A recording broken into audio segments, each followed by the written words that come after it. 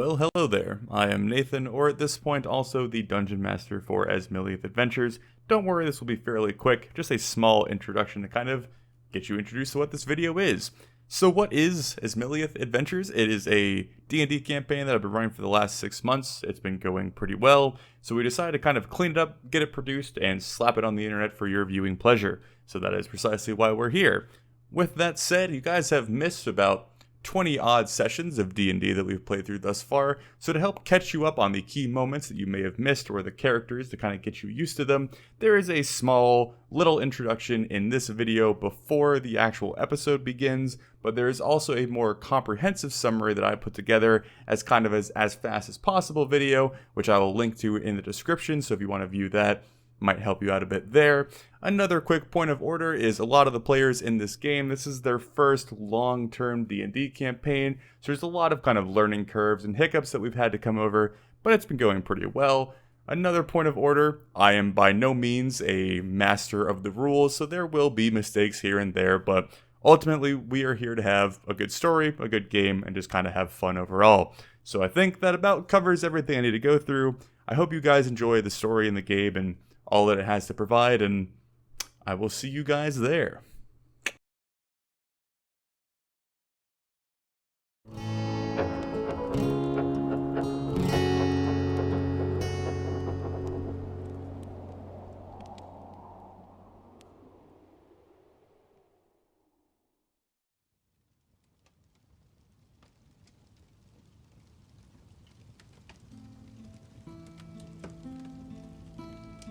Oh, well, let's see. It all started at Dragon Cliff Mines. Actually, Thor, do you think I should start from when we met? You mean after you burned down your tavern? Thor, we don't have to keep talking about that. And he would have burned it down too. Well, there were no taverns to burn down in my clan.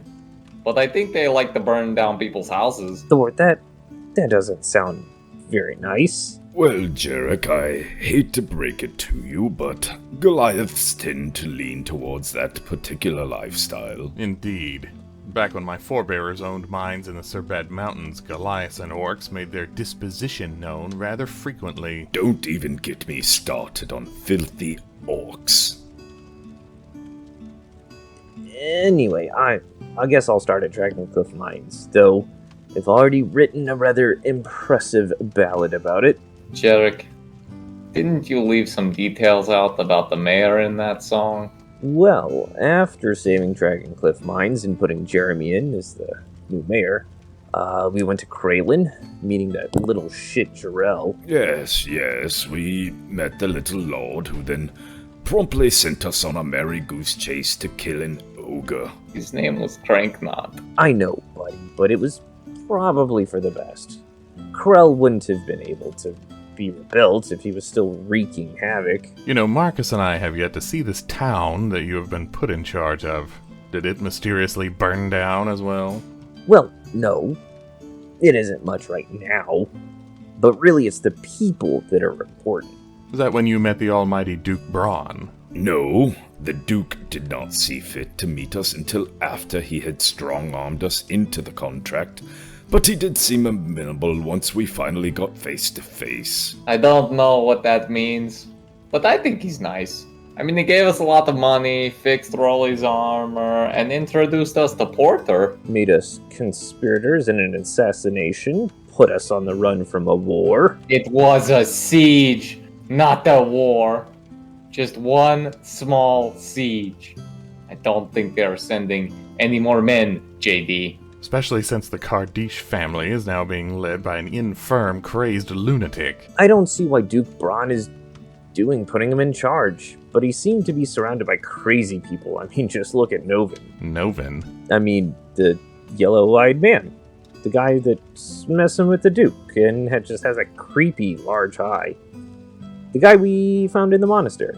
Which is now unoccupied by an orc warband, thankfully. Didn't the Dookie mention something about that monastery being used by a doomsday cult or something? I seem to remember him mentioning something like that. Yeah. I wonder if that has something to do with whatever Novin took from there. I can only imagine whatever it is will spell bad news for anyone in his path. I can only imagine the devastation he could bring if he casually uses dismembered limbs of labor. Not all magic is used to harm, Jarek. Just like not all noblemen are like our good friend Valoran. See, he's only a pompous ass half the time and hasn't manipulated us into running errands for him yet. Exactly. My abilities come from being a good person, so they can't be evil. JD, you're really going to have to tell us about that belly tattoo. It's starting to creep me out. And have another heart-to-heart? To Kralen! Last time on Asmiliath adventures, the Golden Hearts, still traveling with Lord Valoran and his master-at-arms, Marcus Griffin, find themselves in Thrice Tower, the old home of Jarek. With Jarek acting peculiar, he is recognized by an old acquaintance, Chad Ironwood, who was a cog in the machine that led Jarek to the Golden Hearts many months ago. Upon recognizing him, Chad stole Jarek away, wanting to learn about his whereabouts and inform him of his family, which had recently set off to Kralen after receiving a letter from Jarek. Having believed he had died in the fire, their hearts were rejoiced with his potential revival. With Jarek busy, the rest of the party decide to seek out the source of Rolly's curse, traveling from Thrice Tower and towards the mountain range looming above it.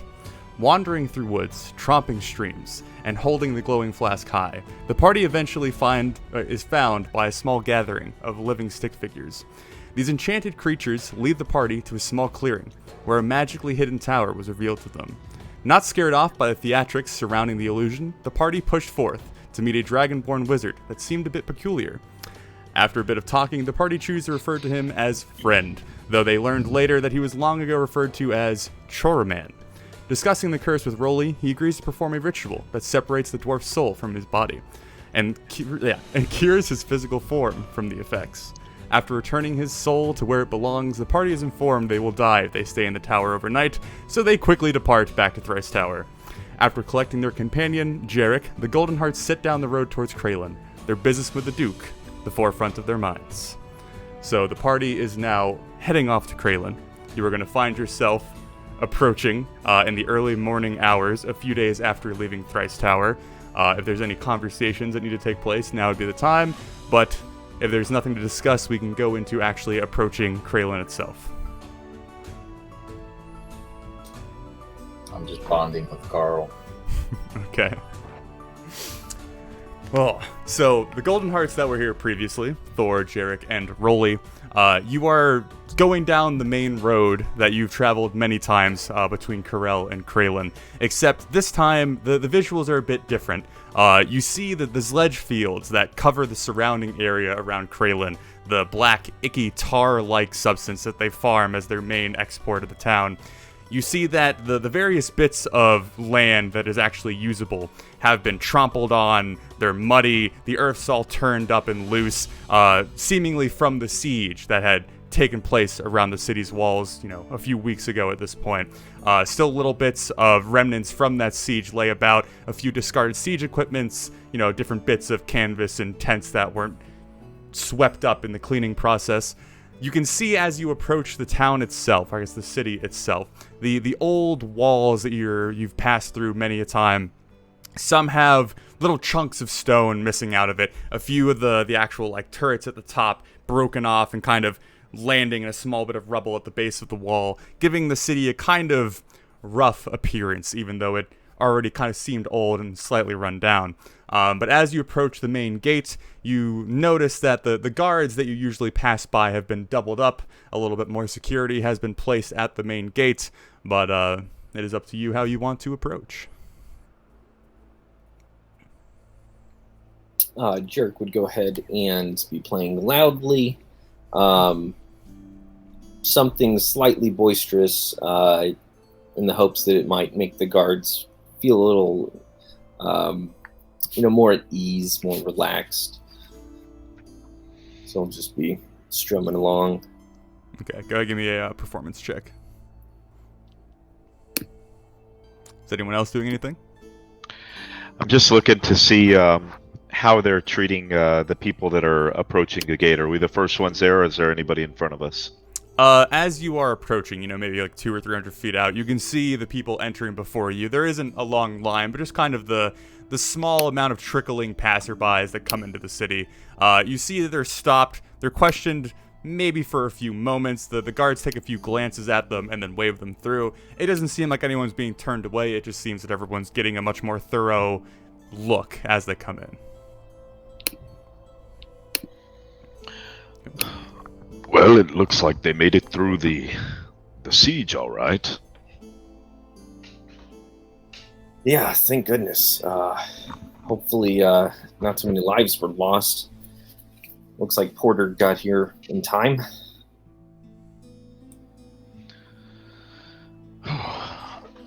Yes, it seems he did end the battle. I mean, it was so close to a war, Thor. I mean, we had to, unknowingly murder someone just to stop the thing. I think that would count as a war. It's not a war. It's never a war. It was very dangerous. We float out on logs. It was war. Lord Valoran. Yes. Are you prepared to meet the Duke? He can be a bit of a tough customer, if you will. Huh. Well, I would like to refresh myself before such a meeting, but at this rate, that would make him the most agreeable and hospitable of my peers that I've met since I left folk. Well, we know a good tavern. Maybe a little lower class than you're used to, but hot food, good ale. Well, there was the other tavern near Hightown. Was that really a tavern? I mean, if we want to go to the Glistening Globes, I'm quite okay with that. I mean, they had ale. They did have ale.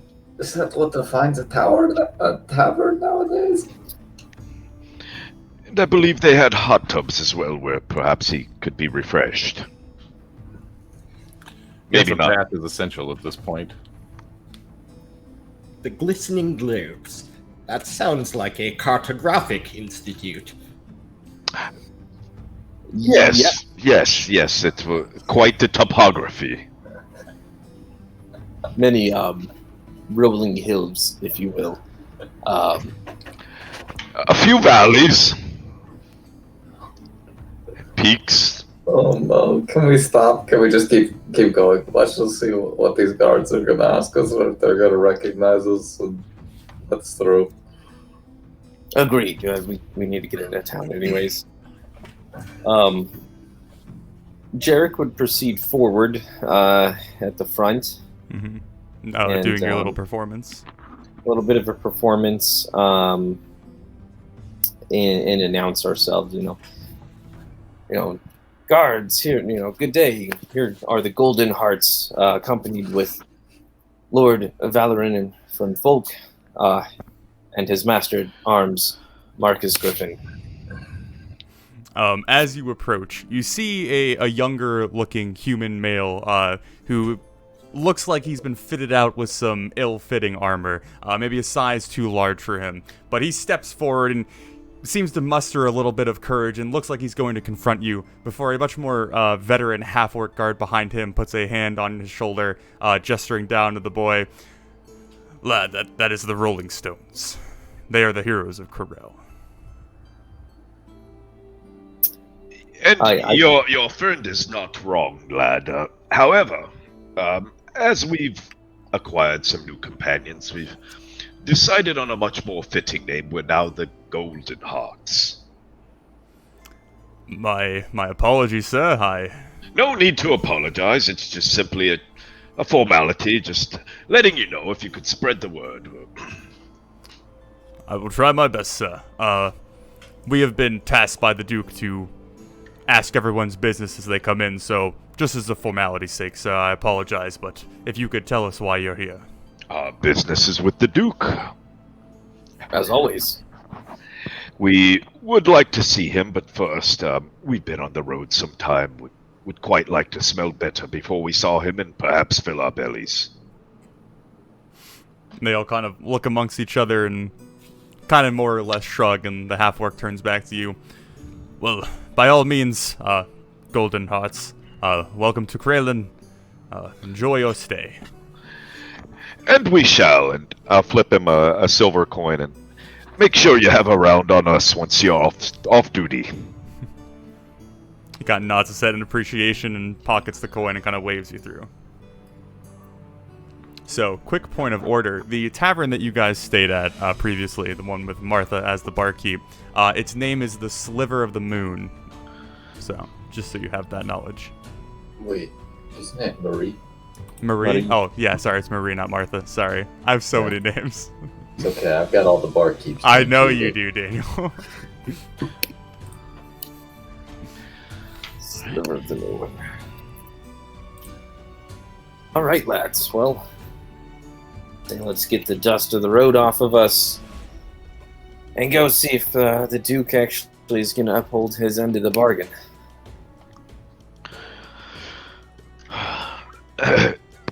Sir Valorant, it's not the fanciest of establishments, but we have found it quite comfortable in the past. I hope it's I hope it does for your purposes. As long as I can clean myself up, I don't care. Fair enough. Where were our horses be if They were we're stabled at the Sliver of the Moon. Fingers crossed. Yeah, let's hope we didn't waste the money. Yeah, what do the damages look like to the town? So as you guys make your way through the wall, the main gate, and into the city proper, let me go ahead and switch the map over for you guys. Okay. So as you guys make your way in the southeast main gate, going down the kind of main road that you've been through a number of times, you see the air or the environment of Kralen has kind of changed since last you left it. Where there had been kind of a living, thriving air, an electric kind of city life that filled the area around you, now has a more dreary tone to it. There's less smiles and laughs and chatter and more aimless milling about as various people are kind of trudging along their daily routines with less of a smile on their face. As you move through the town and kind of glance around to see the different buildings that suffered any sort of damage, you see some buildings have completely collapsed. Others are missing chunks of their roofs. Some, like the front corner, has been ripped off and sent scattering into the street. The stone kind of being swept to the side so that people can actually use the street itself. It looks like the lower end of town, the kind of more impoverished outer ring of the city, was the one that took the blunt, or the majority of the siege weapons, not much of it actually reaching even close to Hightown, as it's, rather far away. Are you guys stopping at the Sliver of the Moon, or are you going up to the castle?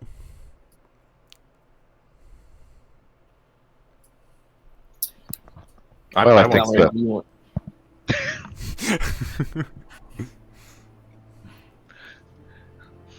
Go ahead, sir. Valorant. Yeah.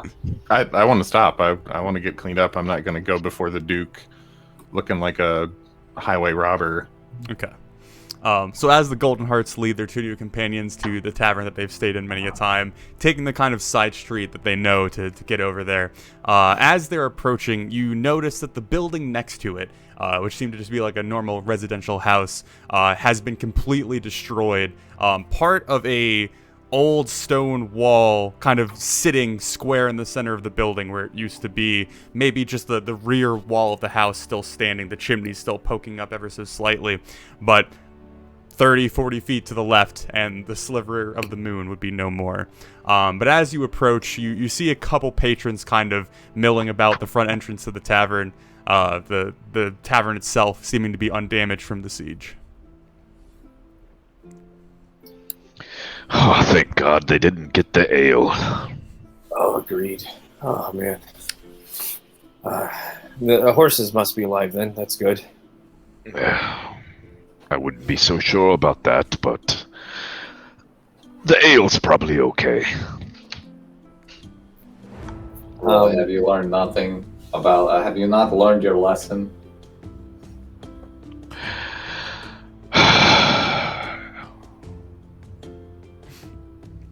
No. Well, you mentioned that you wouldn't drink ever again, or I think you said something. I made no such promise. I simply agreed that perhaps I drank too much and there needs to be some temperance, but giving up ale entirely may as well ask me to cut my nose off. Some standards, if not temperance. Just saying, they're only me and Carl. Thor, that thing is gonna kill you in your sleep. Don't even. As Thor makes a motion, you see Carl on his shoulder. He doesn't have fingers, but he takes his arm and just does the same motion out towards you. Same to you, JD. I don't know what we're watching you about, but... And with that, Rolly would enter the tavern. Okay. Valorant, are you allowing your horse to hitch itself? Yes. Okay. So as the party enters the tavern, you see that it's maybe a bit more full than you're used to in your previous stays here. The main room that could comfortably fit maybe about 50 or so people, maybe has about 15 or 20 patrons at the current moment. A couple of them at the bar actually, retrieving drinks and talking amongst themselves with Marie.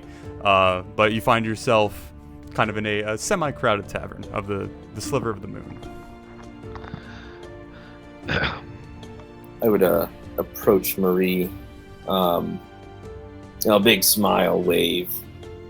As I'm walking towards the bar, what is the look of those patrons? They look really like out of luck kind of folks, or like they're just working on getting themselves back together?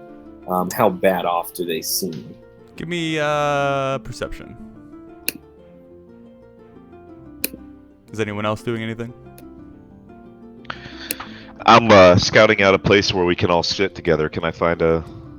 There's a table off in the corner in the back if you want to find there.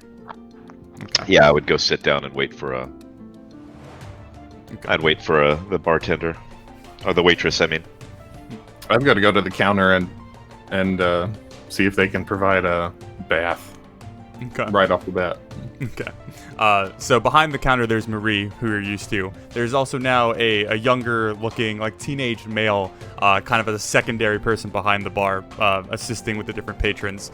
So Jarek, as you approach Marie, you see a sign of recognition on her face as she looks pleasantly surprised to see you, but not overjoyed by any means. But as you approach and come up, she's like, "Oh, welcome back. Welcome back." Yes, good to be back. I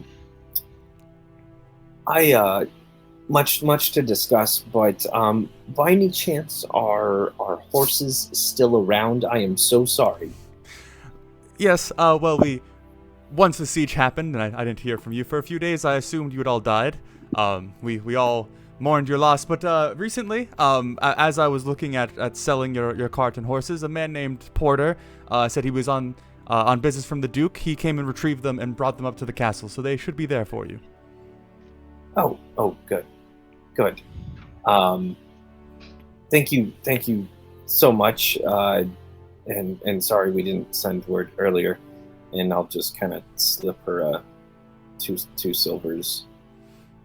Would you all like drinks, or I guess it's almost lunch about now. Do you need any sort of food or refreshments or a room or? Yes. To all. Our companion here, Lord Valoran, would certainly like perhaps to freshen himself up, and possibly rooms for us. Yeah. Yes. Well, we have a bathing room. Not that it gets much use, but I'd be glad to set that up for you. It might be maybe an hour or two before I can wind down here and set that up, but I can certainly get drinks and food going for you now if that's what you'd like. Yeah. Very well.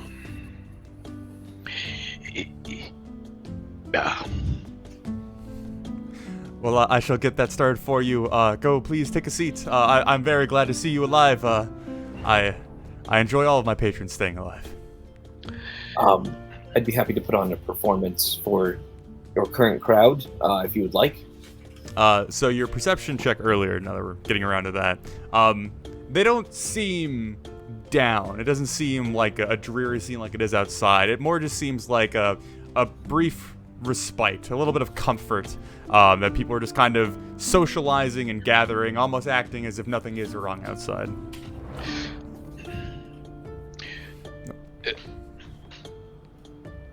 Well, if you'd like to perform, I guess I wouldn't say no, but if they start booing you, I would appreciate if you stop.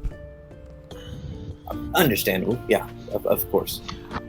And for the ale, would you mind cutting mine half with water? Well, that's certainly a first, but yes, I can certainly do that. Yes, and I'll take 2, please. But doesn't that, No, it's...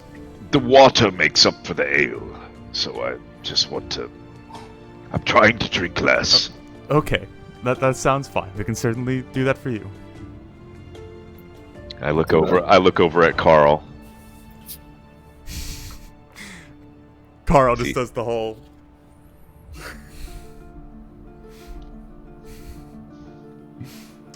But, so do you guys all sit at your table? Yeah, by the time I made it to the table, I'll have finished one of the ales. Okay. So as Rolly drops to the table and drinks his watered down ale, there is a platter of other ale and then various bits of food, meat, bread, kind of shareable platters of food set at the table as well, just to let everyone kind of partake in. I would ask Marie at some point when I saw her, who is the young one that is helping you now? As she's coming and dropping one of the tankards of ale off, you catch her and ask her. She leans her head back. Oh, that's Adam. I had to hire a little bit of help. Business has been picking up a little bit. Adam. Okay. Keep an eye on him. Make sure he does good work for you. That is why I hired him. He seems like a good lad. Oh. We'll make sure. I appreciate that, I guess. Okay. And then she makes her so Valorant, you are given maybe like an hour or two, and your bath will be prepared. And then how do you guys want to divide rooms? There's only 2 beds per room, so you could split, double up, all get separate, whatever you guys want to do. Marcus doesn't need a bed. Okay. I'm pretty short, so if anybody wanted to, like, double up on the bed, we might work. Jarek would try and bunk up with Thor and talk more about how he's feeling. Mm-hmm. Well, this will take place later because it's early morning now. So, but I'm just asking. So. Oh yeah, no. Thor, we should take a room. Rolly, I don't know if we can fit on the same bed. I take up all of it. It's fine. Marcus, I'm going to see if they've got any pipe tobacco in town. I believe it's my turn to supply it. Very well. I'm certain they have some here. And I'd go ask Marie if she had any for sale or knew of any where I could get some. Okay. So for brevity's sake, she recommends you. It's like a tobacco kind of alchemist combination, kind of the equivalent of a vape and tobacco shop that you would find nowadays. It doesn't particularly have a name. It's just kind of like a rough grouping of markets, but it's a little bit to the northeast, and she gives you vague directions to get there. I'd like to finish my other mug of ale, and I figure I could probably make it there and back before Valorant's done with his. That would be my intent anyway. Okay, that's reasonable. Can I work the crowd, doing some performances, talking to the people, and see if there's any tattooers left in the city. Okay. Go ahead, give me a performance check. What else is everyone else? What else is everyone else doing? Marcus would take a piece of finger food and start eating it with a knife and fork. Gotta love Marcus. Okay. And then Valorant, you're waiting for your bathroom. Yeah, just sort of sullenly, like, nursing a drink and picking at the food, waiting as patiently as he is capable for his bath. Okay. And Thor? I would be eating some good food, trying to feed Carl, because I don't know what Carl eats. And I would, if I could will Carl to dance, I would will him to dance on the table. Okay.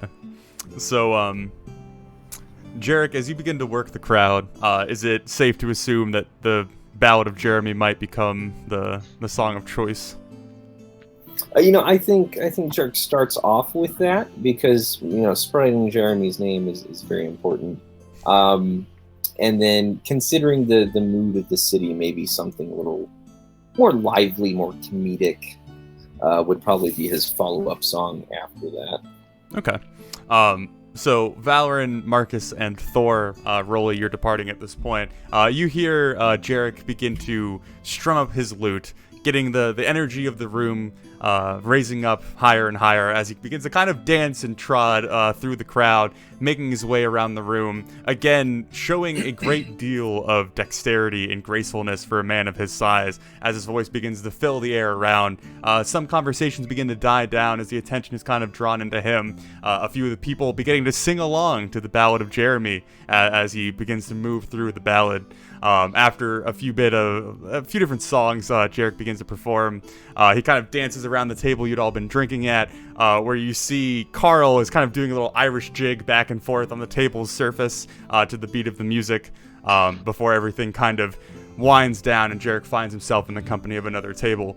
As you ask around, Jarek, you were pointed towards the dock side of the city, where a lot of sailors and whatnot would get their tattoos. There's a plethora of people willing to do it. Again, there aren't really any established shops that function as like a tattoo parlor, but as you go down to the docks and ask around, you could certainly find one. And then around this point, Valorant, you would be Marie. Sorry, I almost said Martha again. Marie would come and approach you, saying your room is ready, or at least the bathroom is ready. Give you directions up to that, so you can go and clean yourself up from travel. And then, is there anything else you guys would like to do?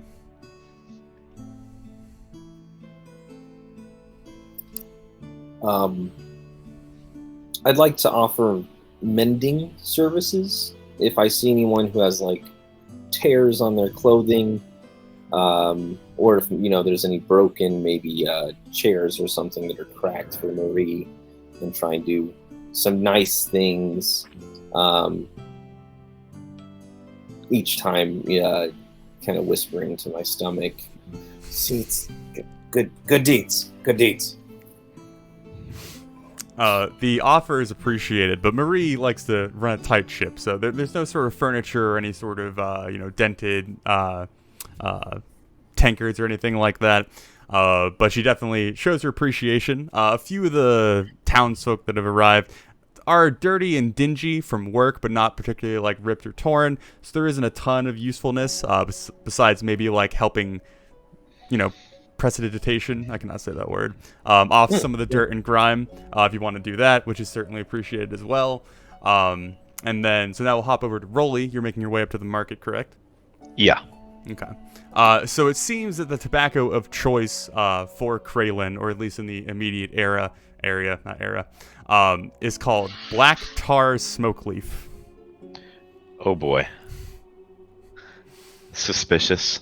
So that is like the regional kind of artisan brand. They out of coughing deathweed. So, would I be able to sample any of it? Yeah, you certainly could. Yeah. And how did I find that? It is very thick. As you go to inhale, it certainly feels like it's like coating your lungs in maybe an unhealthy way, but that's beside the point. But it leaves you with a lingering taste of... It's almost, when you step outside and you smell like the moisture of it's about to rain, like a thunderstorm is about to roll in. It leaves you with that lingering scent, almost giving your breath that kind of moist aroma. It's a very weird sensation, and it's kind of pleasurable after a few puffs once you get used to it. So, yeah. I would buy a rather large bag of that. I would, enough to get me along a decent journey without having to worry about at least good 2 weeks worth. Okay. So you can buy like a pretty sizable bag lasting maybe about, daily smoking for about a month or so, for 3 silver. Then I'll spend 6 silver then. Okay. So you now have 2 large bags of black tar smoke leaf. Well, will they fit in my pack? Yeah. You can condense them pretty tight since, it's loose leaves in there, so you can kind of squish the air out. Okay, wonderful. Okay, well, with that, I would make my way back to the tavern. Okay. So, I guess it's safe to assume that, Valoran, you go and clean up from your travel, and you are completed in that. Everyone has had, drinks, meals, all that fun stuff as Rolly comes back, and you all congregate in the sliver of the moon. Marcus, come here. I found something wonderful. Yes? Give me your pipe. Marcus would hold out his white clay pipe. I would take out my corncob pipe, and I would stuff them both full of this stuff. This is amazing. It takes a little getting used to, but it's called black tar smoke leaf. It's not really sure where that comes from, but... Would Marcus know about this? You've certainly heard about it, but you've never partaken in it.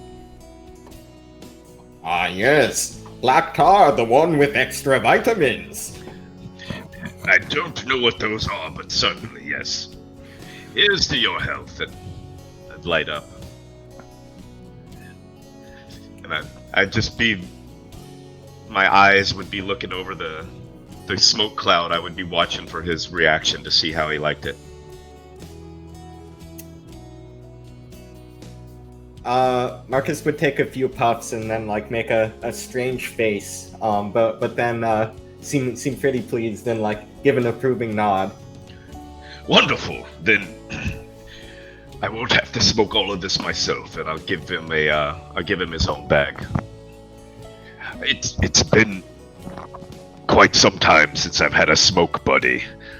These fellows are fine enough, but a little boring when it comes to the finer things in life. Friend Rolly, are you sure you're not supplanting one hobby with another? It's not a hobby. I take it quite seriously, thank you. That is what I am getting at.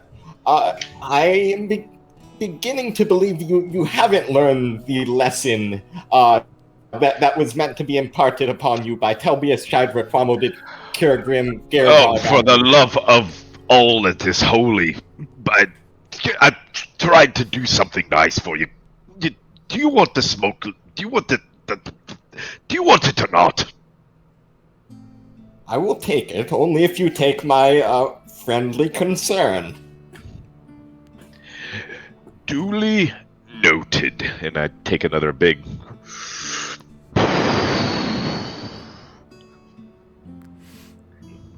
Very well. So the rest of the party sees Marcus and Rolly puffing away on their pipes. Marcus expressing some concern about Rolly's addictive personality. But yes, you guys find yourself conversing. If there's anything else you want to talk to, or we can move our way up to the castle, if that is what your guys' goal is. So Valard comes down from his bath, looking rather different. He has a set of fine clothing that he's changed into. He's kind of holding his backpack with the rest of his stuff that he's brought with him sort of away from him at arm's length so he doesn't get himself dusty again. And it's embroidered, it's fitted. He's got his hair brushed back in that like Loki hairstyle. Still probably damp from the bath, but very much looking the proper noble. With the irony being that a proper noble would probably see that there's creases in his outfit from where it was rolled up in his gear, but that's the best he can do on short notice.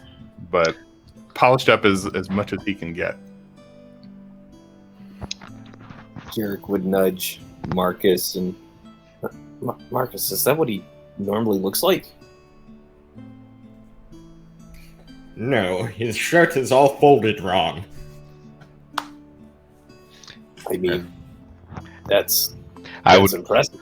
I'd walk over to him and sniff him. Is that what he normally smells like? It's like a lass on a summer's day. Valor, you clean up real good. Yes, well, that was the point. I feel the Duke will be very impressed. We shall see.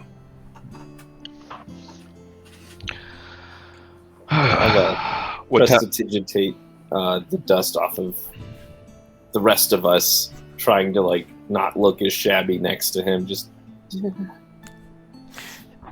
Is there any way you could take care of the creases? I think he finds them unfavorable.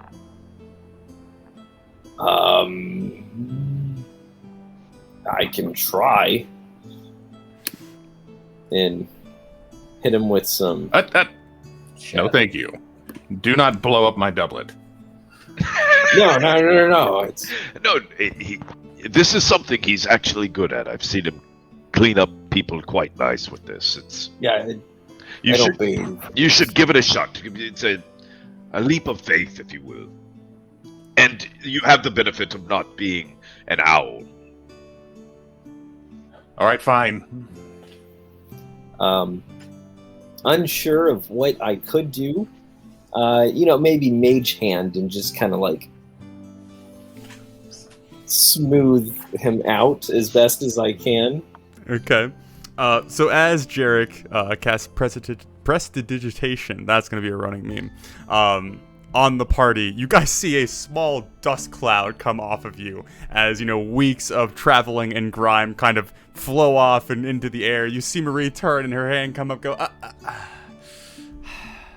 But after that, Jarek takes some time to pull out his mage hands, and Valorant, you feel invisible force just kind of gently stroking your chest, kind of running down the length of your torso. It kind of moves the creases out a little bit. They're not as visible. It's a little bit better. I'm not going to do your pants, though. That's up to you. It will suffice. That was well done, Jarek. Good job not blowing him up. I'm not. I've only done that a few times, and never to regular people. Never to regular people. I mean, you hit me, and that's kind of hard. You're not the I'm sorry. regular person. I guess that's true. Yeah, you probably would have killed, like, Bob or something. I don't know. That kid was a little different, and he had one of those things. Yeah, but he wasn't like him, He wasn't alive and moving. He was just a stick. We gotta get rid of that thing, Thor. I can't. Yeah, if you need me to, I can burn him. No, don't burn him, okay? He's my friend. We have a bond. A literal bond. Again, you just see Carl on his shoulder going like this to Jarek. See, now you made Carl suspicious. It's now he may actually kill you in your sleep. Not that I want you to, Carl, but if he gets a little crazy. I'd like to walk over to Carl and blow a little smoke in his face and see if he likes it. As you blow, you see the smoke travel through the gaping hole in his head, kind of making a small, like, smoke funnel coming out the back as he's just staring down into the burning pipe. Did you like that? Would you like some more? Doesn't seem to respond as he just keeps staring down at kind of this smoldering embers. I think he is very indifferent. I don't think he really cares. Usually, but to be fair, twigs don't typically like to be smoked if they could say something about it. That's probably a good point. Sorry, Carl. I didn't mean to bring up any bad memories. As Carl leans back, you see him doing this down to the pipe. I dip my finger in my ale and I rub it in his little mouth. Yeah. It isn't really a mouth, but okay. Whatever it is. Rolly, that's not how twigs work, and I'd like to pick up Carl and kind of set him down in the ale. Ah, yes, they drink from the roots. Yes, of course. Is Carl drinking anything? So Carl kind of rests on the rim of the tanker, kind of like you'd relax in a hot tub, and just kind of glances up at Thor, and then glances down at the ale, and then back up at Thor. I don't know what they're trying to do to you, buddy. I'm so sorry. Well, I guess we should probably get back to Braun. It is getting late. I'm sure he'll want to hear from us and all of our adventures. Marcus, Valorant, do y'all need to announce yourselves separately as we go up? I don't know exactly what type of business you will be having with him, so I would not want us to impose.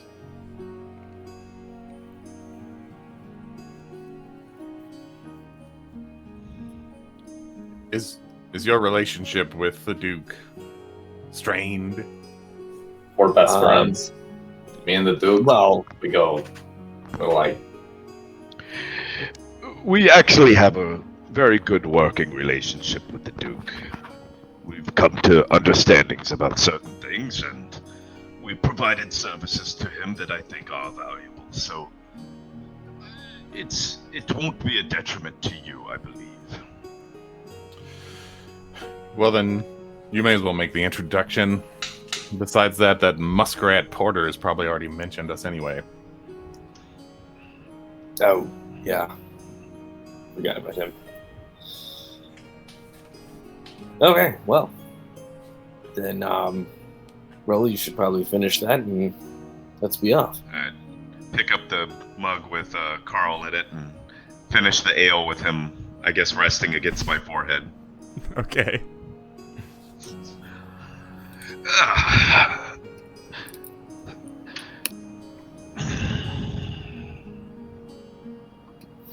And, up to Hightown then.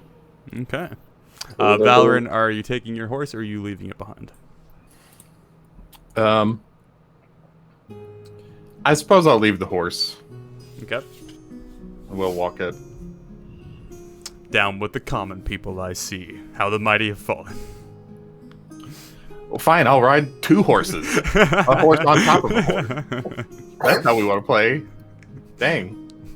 But, yeah, so as the party departs and heads up to Hightown, where the castle is situated, you have seen this castle before, the Golden Hearts, but to Marcus and Valorant, this is a brand new experience.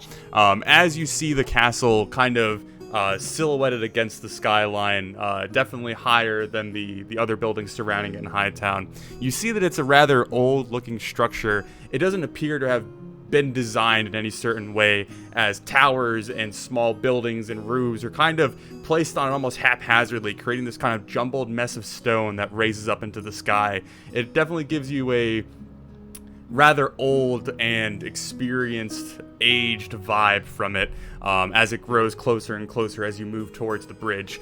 As the party approaches High Bridge and, begins to cross up onto the peak of it, you see that half of the bridge, if you're going across it long ways, the left side of the bridge, about halfway across, has been hit and shattered and broken off. A few of the larger pieces from the bridge still resting in the river below, part of the stone sticking up out of the roaring water, but there's now been scaffolding put in place around it to begin the repairs for it, but it is not wide enough to really put carts across at this point, as you kind of have to move all to the right side to kind of move across it single file, where previously you could probably stand 4 or 5 wide across it. But as you guys cross High Bridge and head up to the castle itself, you approach the castle gates, where again, it appears that the security has been doubled. Maybe like 15 or 20 guards are milling about the entrance of the castle itself. Thor, don't pick a fight with these guys. I knew you wanted to last time, but It's not picking a fight, JD. It is saying, hey man, do you want to arm wrestle? Not everything is a fight. Okay, not everything is a war. I'll just point at the gaping hole in the bridge. Some things are worth it. No, that was a battle. He does have a point, Thor. To have a war, it usually takes more than one battle.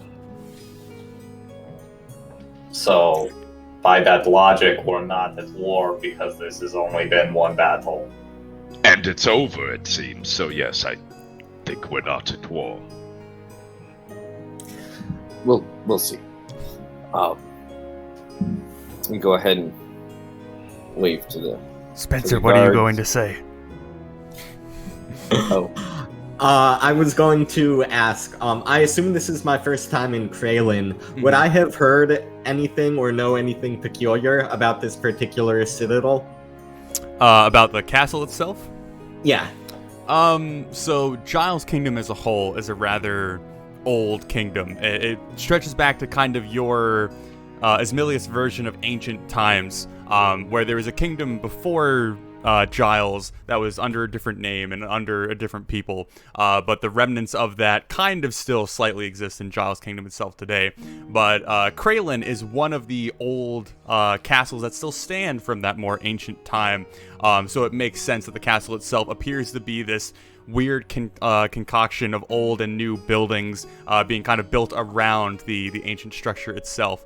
The walls also kind of show that similar attitude, as it's pretty defensible, but definitely not pretty. It's not done up in a more elegant fashion as you'd be used to in Folk Kingdom, where presentation matters more than actual utility. So that's kind of the vibe you get from it, and the knowledge you may have. Yes. So now it's up to you guys what you want to do. Hail the guards. Greetings.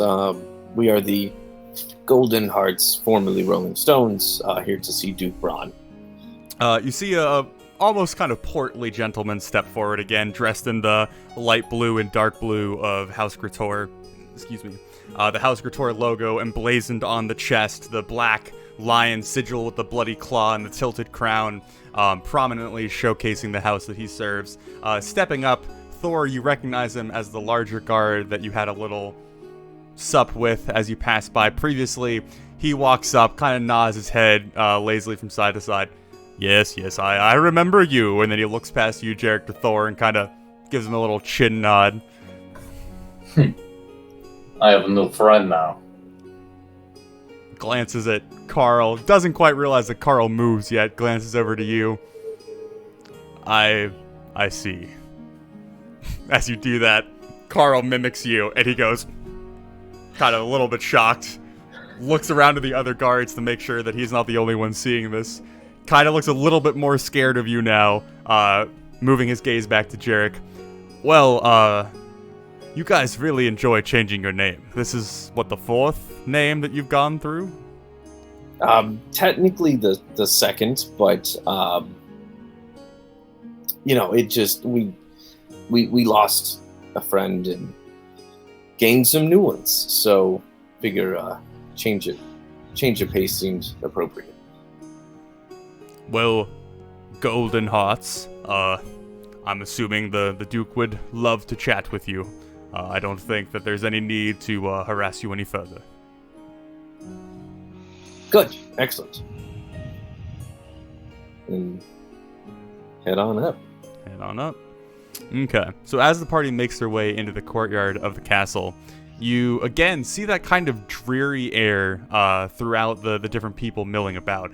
Different servants like moving hay and moving horses and going about their kind of daily routine inside the castle. No one really stopping to look at you or keeping watch in any sort of way.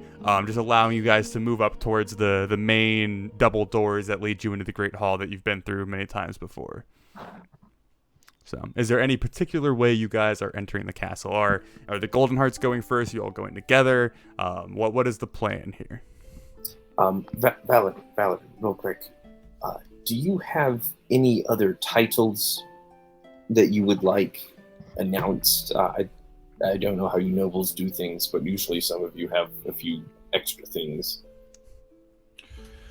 I am Lord Valoran Athelvane, Count of Cap Elmont of the Kingdom of Folk.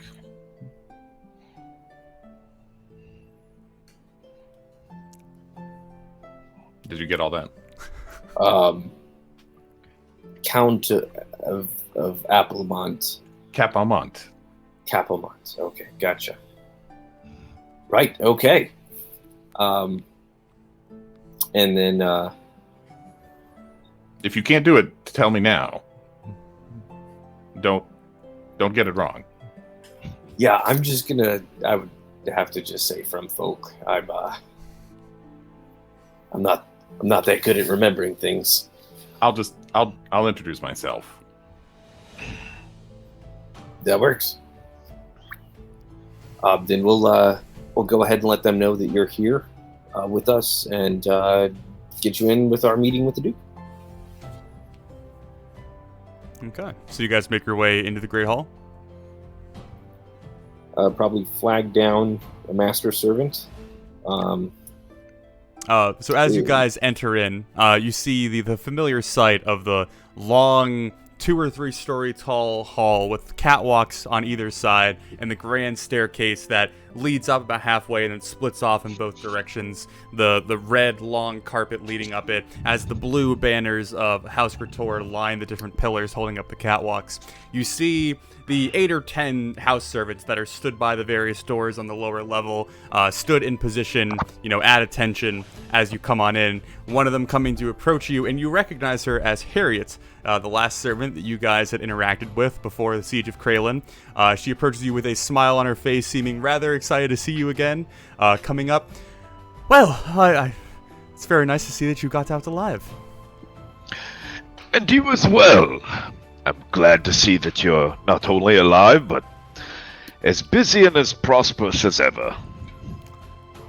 Well, I don't know if I'd agree with that second part, but we really didn't have any danger up here in the castle, so I have my heart out for the ones down in the lower city. I imagine that some of the losses are still fresh on the hearts of the people down there. Well, I imagine you're here to see the Duke. Would you like me to go announce your arrival? I can put you in the parlor if you'd like. Yeah. Okay.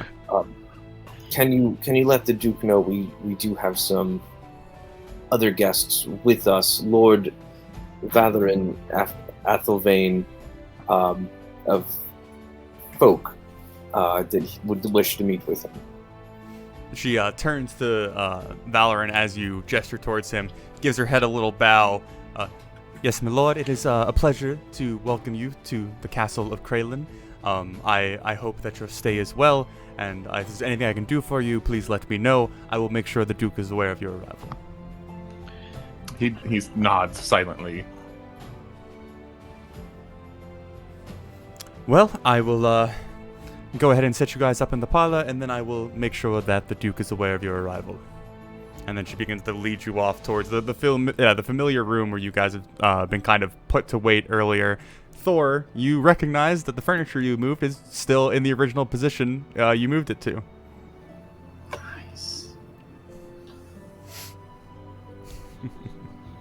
But the party is set to wait in a very well-decorated and comfortable room. There's a small crackling fire. There's various wine jugs and glasses set up on the little coffee table. There's couches and lounge chairs kind of set about.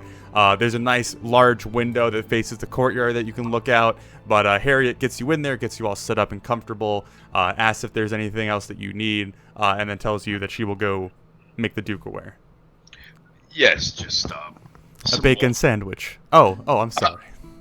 Well, I mean, yes, if you've got them, I would certainly like that. But some water, please, to mix with the ale here. You see. I will get both of those working for you right away. Thank you. I'd like to, after she leaves, go ahead and pull out the Leicester 32. My God, And, you've still got it. I was, saving it for a special occasion. Valoran, I'm not sure if you want to present this to the Duke.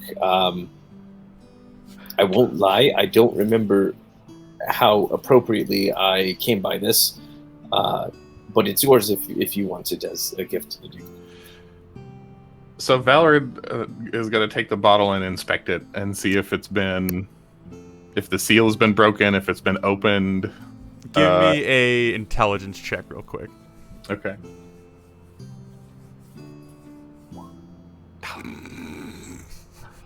Okay. Yes, as you glance around, it seems untouched. It's a nice vintage of wine. You have seen it before, you've tasted it before, you've seen it at noble parties and banquets and whatnot, so it's a fairly reasonable gift. I'm going to kind of show it to Marcus and say, what do you make of it? What would Marcus make of it? Give me an intelligence check.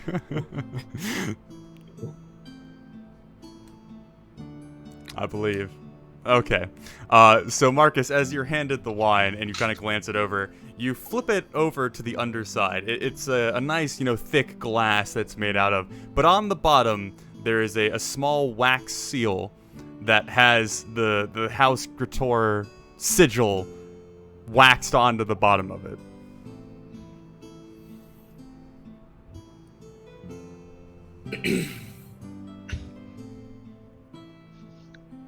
I would sort of point that out to Valoran and then give Jarek like a disapproving look.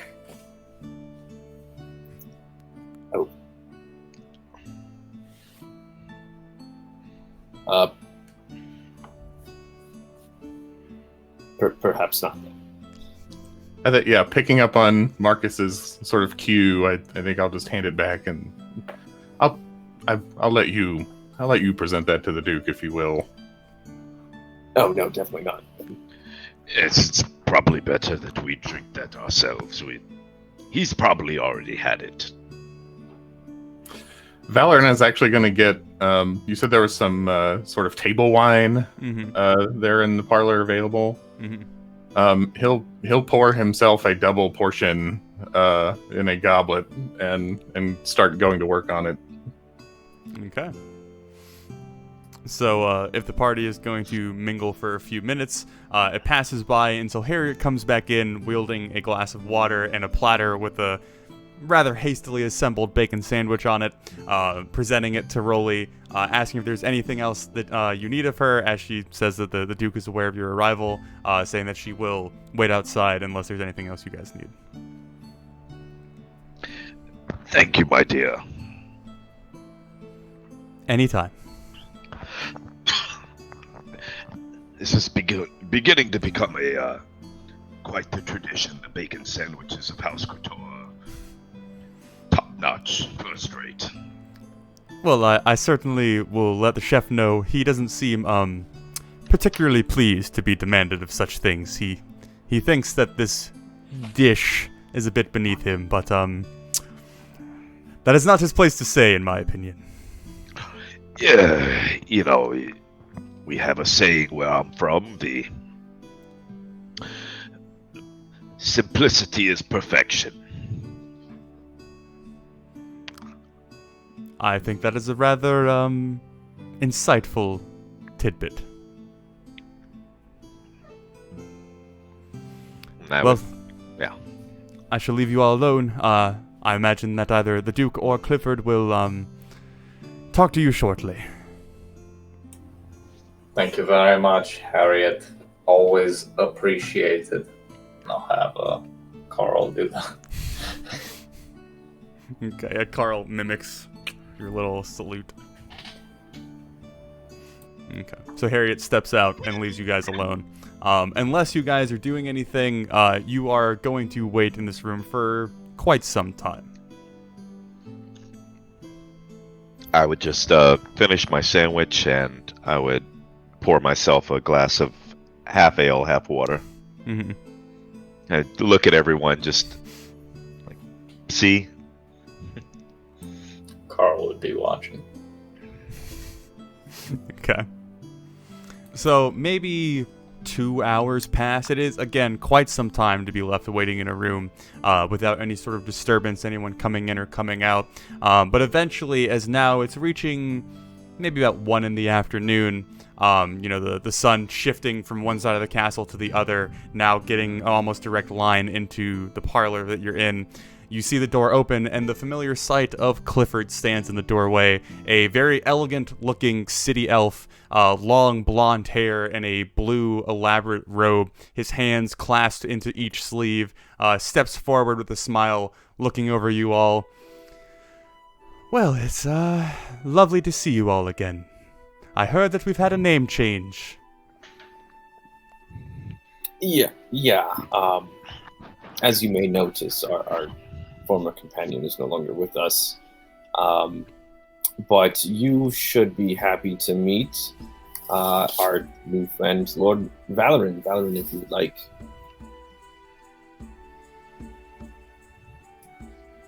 And if it were a more formal occasion, it would be a kind of a faux pas, at least in folk, to do your own introduction.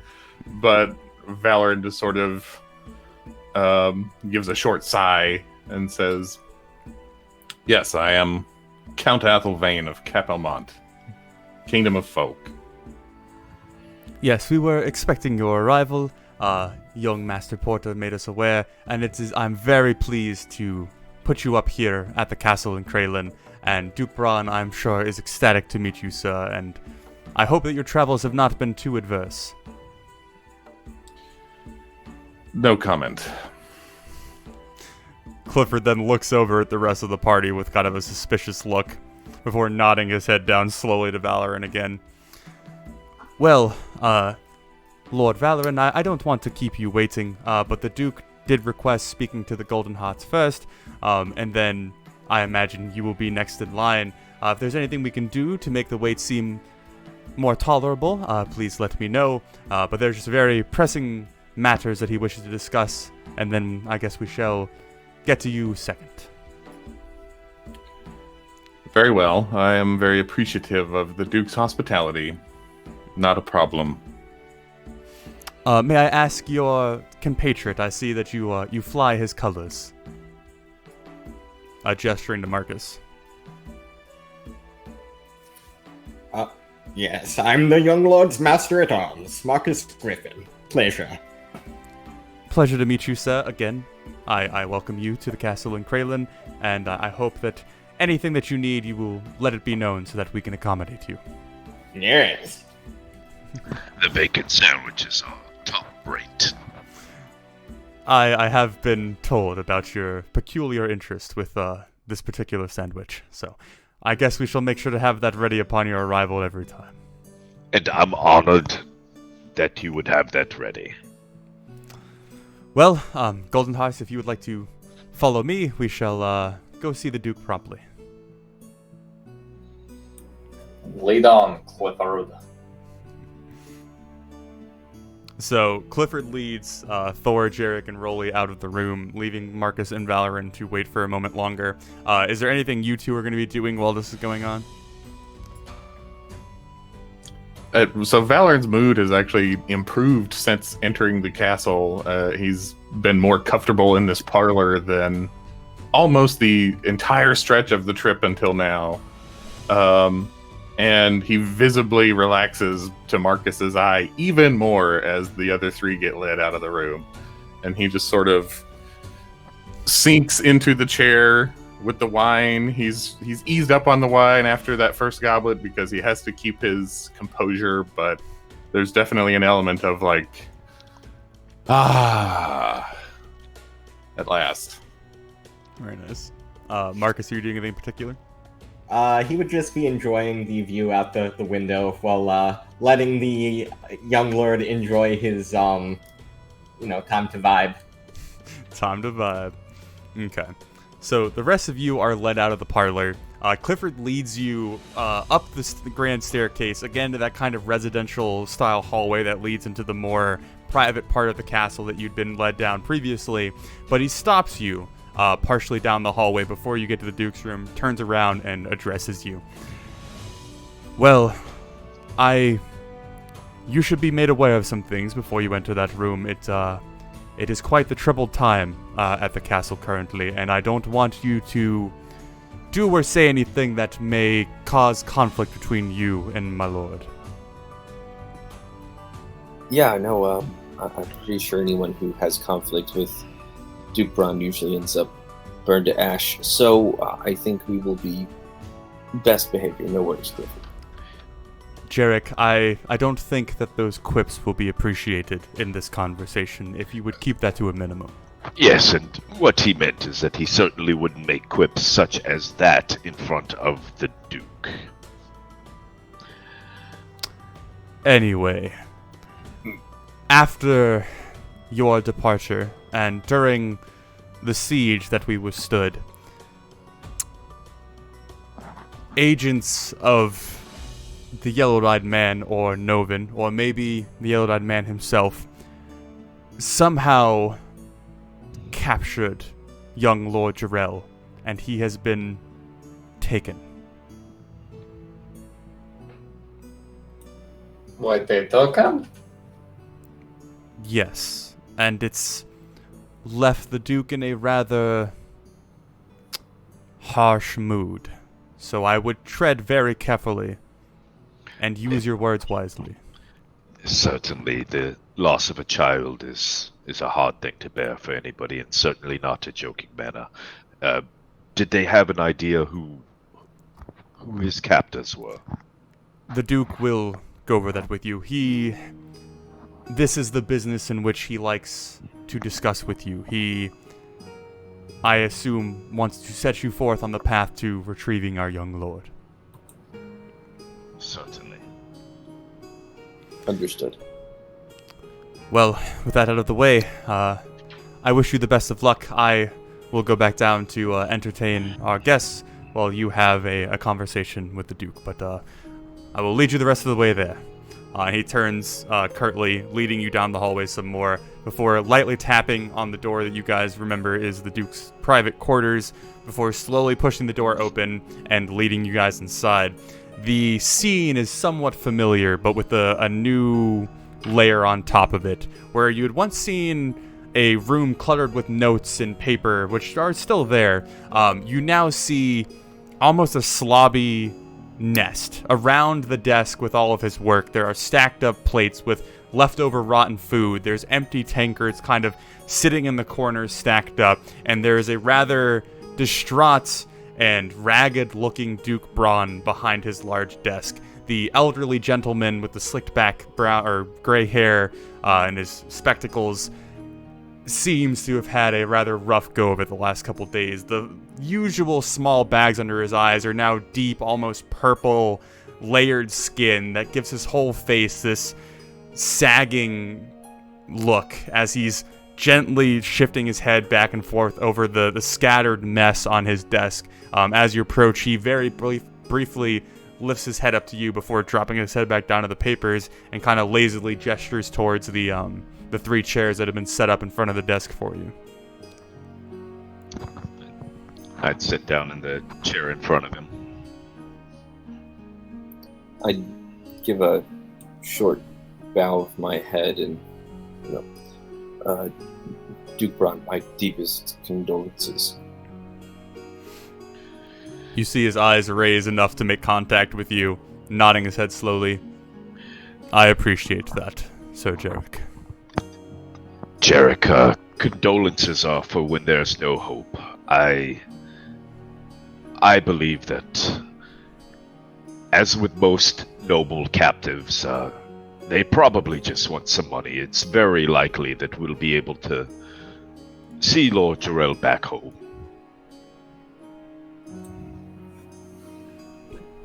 How can we help you, Duke Braun? First you will sit, I will speak, and then you will answer, and we will move forward. How does that sound? Yeah. Jarek will plop down in a chair. Motion for Thor to take a seat. Yeah, I would sit down. And does the chair have armrests? No. Dang it. All right, then I'll just sit there with Carl on my shoulder. Okay. So after you sit, you hear the door close behind you as Clifford leaves you alone with the Duke. At this point, he's resting his hands on the desk, lifting himself up. You can see just the effort of holding his torso up seems to tire him, as there's a little bit of shaking and uneasiness about him as he kind of tries to sit up and appear as regal as he possibly can. Looking you all over, he very slowly nods his head. Well, from what I hear, you weren't particularly pleased with the task that I set you upon. That was in the past. Things have resolved themselves. We would only ask the courtesy in the future. We were privy to more details. We were quite off guard, and that's in the past. Let's deal with the present problem of your son. Rolly, we shall deal with that. I do have a few things to go over before then, some of them rather important. But I hope that you understand that the reason that I kept some details from you is because a man in my position does not know who he can trust. And having you display this trust by going through with the plan allows me to give you a bit more insight on our dealings in the future. Does that make sense? Of course it does. That's why we're here today, and I, for one, bear no ill will. Well, now I must ask you a question, and it might seem odd, but I need you to answer truthfully, since it will change the plan moving forward. I have been made aware that you're traveling with Lord Valoran and his master-at-arms from Folk. It appears that you stumbled upon them in Roish Mizev, which was not part of my plan, but adjusting one's demeanor to certain events is a good trait to have. What are your opinions of these two, after traveling with them for some time? Well, to start from the bottom up, so to speak, I see Marcus as a very dedicated servant and mentor to the young Lord Valoran. Seems like quite a good chap, really. Valoran, what can I say, he's young. He seems to bear himself nobly, and seems to have a moral compass that is quite on the right side of things. And how did they seem to react to your most recent mission? Well, much like we acted, as we didn't know the full details of our mission, we were all rather surprised to see a noble turn to ash in front of us. It's a more common sight than you would think. I would say, Duke Braun, they are men of honor, and code. Dependable men, but they are men of honor, and I would think that in the current situation would certainly be up to snuff for whatever we would need, so long as it's not a surprise. Yes, to be quite honest with you, I would assume they would have their suspicions of being used. So, take that for what it's worth. Well, that's probably a healthy suspicion to have. But, Master Thor, you have been quiet. Do you have any sort of bad words to say about your fellow companions? Did my camera just cut off? Yes, it did. God dang it. I kicked a wire accidentally. Okay, I'll figure that out in a second. They seem very, like Jarek was saying, they seem very, kind of uptight towards the law. This is how we do things. Marcus, very against magic. I mean, very against magic. Valorant, he seems to have his fun when he's, killing things. He really seemed very happy when he was killing the centaurs. And then, he's just seems like a pretty average nobleman from the few that I've met. Well, I guess you have no bad words to say for these men.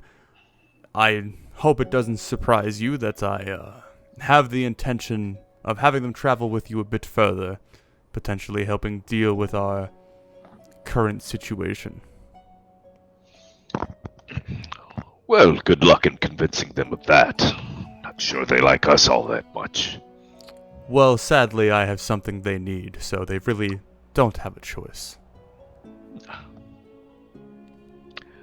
Forced marriages are always the best. Isn't that the only kind? Well, yeah, yes, that probably is true.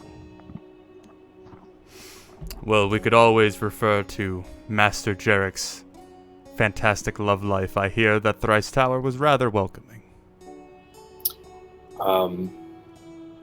Yeah. It was great.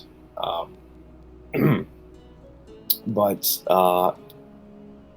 no, enough about me. We're here to help you and help the people of Kralen and get that back on track with your plans. Yes, once we deal with our current situation, I shall fulfill my promise about Karel. But, if I remember correctly, our agreement was dealing with the Yellow-Eyed Man in exchange for my help, and it seems the Yellow-Eyed Man has not been dealt with. Well, it really depends what you mean dealt with. I mean dead. Well, that sounds like quite a task. So what information might you have for us to proceed? We shall get to that. And then he reaches his fingers up into the air, kind of beckoning forward. Bring them in. And then you hear the door open. But we're going to hop back to Marcus and Valorant now. So after being left alone for maybe about 15-ish minutes, you see Clifford again re-enter the parlor, walking in and bowing his head low. Lord Valorant, Master Marcus, I have some things to discuss with you. Indeed. If you could, take a seat, my lord, I think would be a bit more comfortable, so we could sit and talk eye to eye. He sits down. So, Clifford takes a seat across from you in one of the lounge chairs, still remembering to maintain proper posture and kind of getting a more comfortable demeanor as he converses with you. Lord Valorant, your situation has been well reviewed by the Duke. He is not one to be misinformed on matters such as these, so it is no secret that there is some hard times that have been falling upon your house currently. Is that a correct assumption?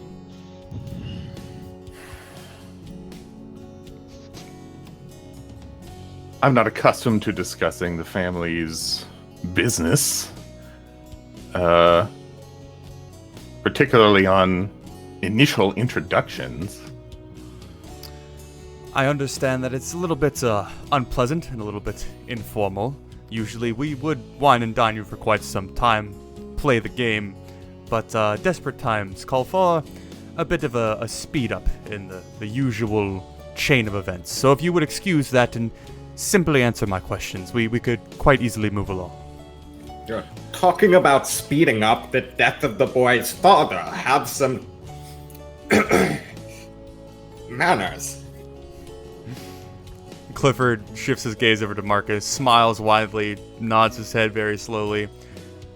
I understand, and I certainly put my condolences out for the loss, but the fact still remains that your house is not in a particularly strong standing, and it seems that it may fall into a worse state if not addressed properly. I assume the Duke's servant is approaching something like a point. Well, you seem to have a very astute mind, my lord. The Duke is very much willing to offer some assistance in the regards of shifting the current situation surrounding your house, particularly dealing with a troublesome lord that your family may owe some money to, which I know nothing about. But for this, he would like to ask a favor, and the Duke generally doesn't ask favors that he thinks you are going to say no to. I came here with the intention of lending my services to the Duke's enterprise in the first place. Is this euphemism really necessary? Sadly, in the court of nobles and the political climate, sometimes mincing words and hiding one's true intentions is an appropriate way of going about things, but I shall try and be a bit more blunt with you if you would prefer. I don't think that bluntness was quite my point, but that the Duke has an interesting way of extending a hand. Perhaps Well, I'm not accustomed to the way things are done in the Giles Kingdom. Certainly, it's been quite some time since I've been to Folk, so if I am missing some cultural normalcies that you are accustomed to seeing, I apologize, and it's not my intention to put you on edge. Go on. The Duke finds himself in need of some discreet intervention by some particularly combat-able individuals. And from what I hear, both Marcus and yourself, my lord, are very capable in that regard, and you have certain traits and titles you can fall back on to move through a few barriers that the Golden Hearts have struggled moving through in the past. Is that a just assumption?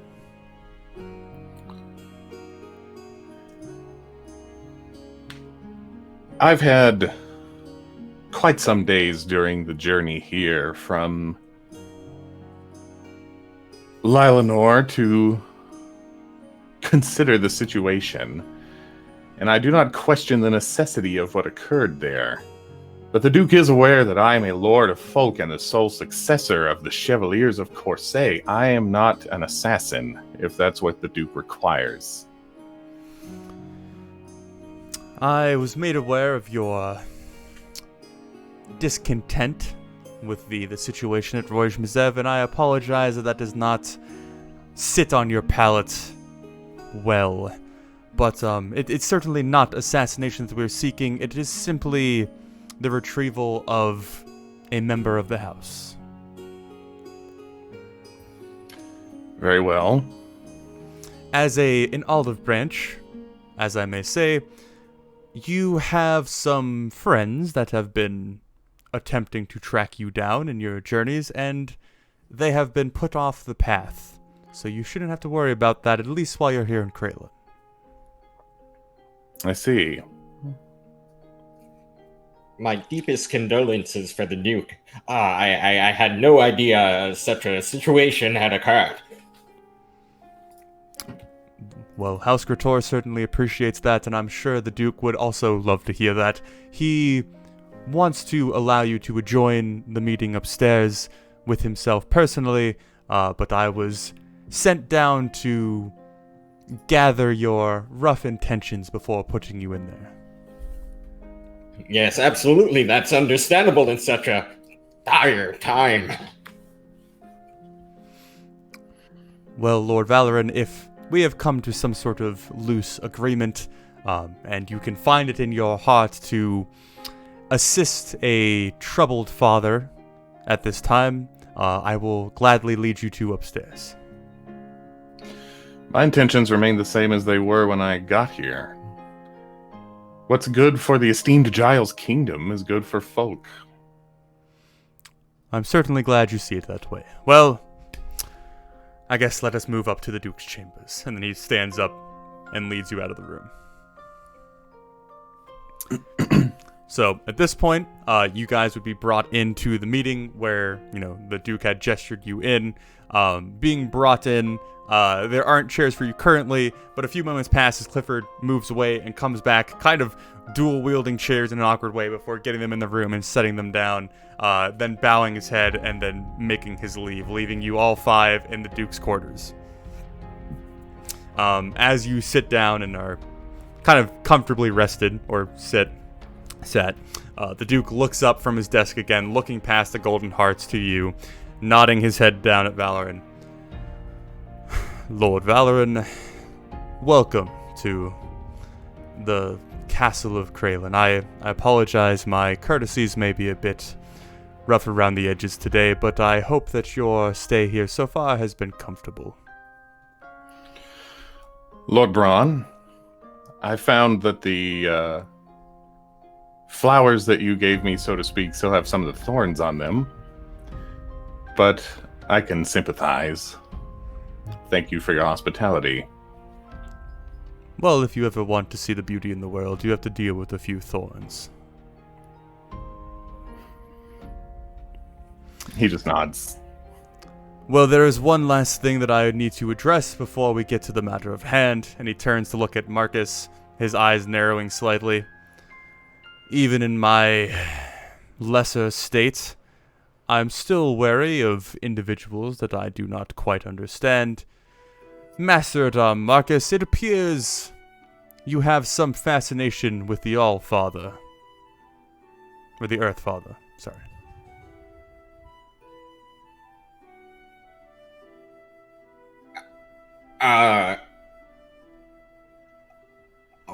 Fascination is my Duke Braun. Fascination is a bit of a strong word. I think a passing awareness would be more accurate to liken my relation with such a deity. Well, I don't think that it is a common practice for average folk to worship the god of a horrible war machine that is the Pruitt Empire. So, I would not like to mince words, and I would like a rather direct answer. Are you from the Pruitt Empire?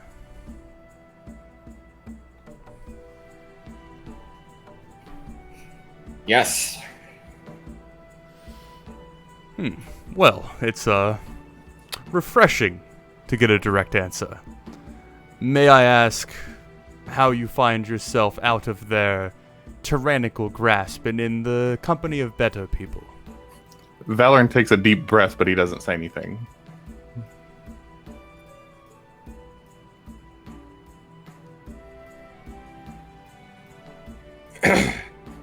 It's a rather long story, and I I'm at a loss as to how that might relate to the agenda of this particular meeting. Well, Marcus, hopefully as someone from the Pruitt Empire, you understand that the populace there is not exactly tolerated down here. There is quite the bad blood, so to speak. So if there is any sort of lingering loyalty, I would like to address that now.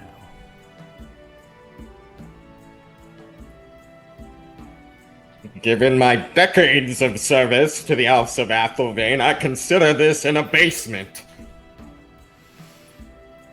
Consider it what you like, but the fact still remains that you are from the lands that have caused my kingdom and my family bloodshed for hundreds of years.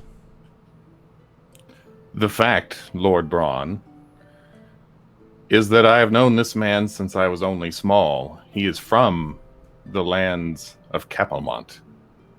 My lands.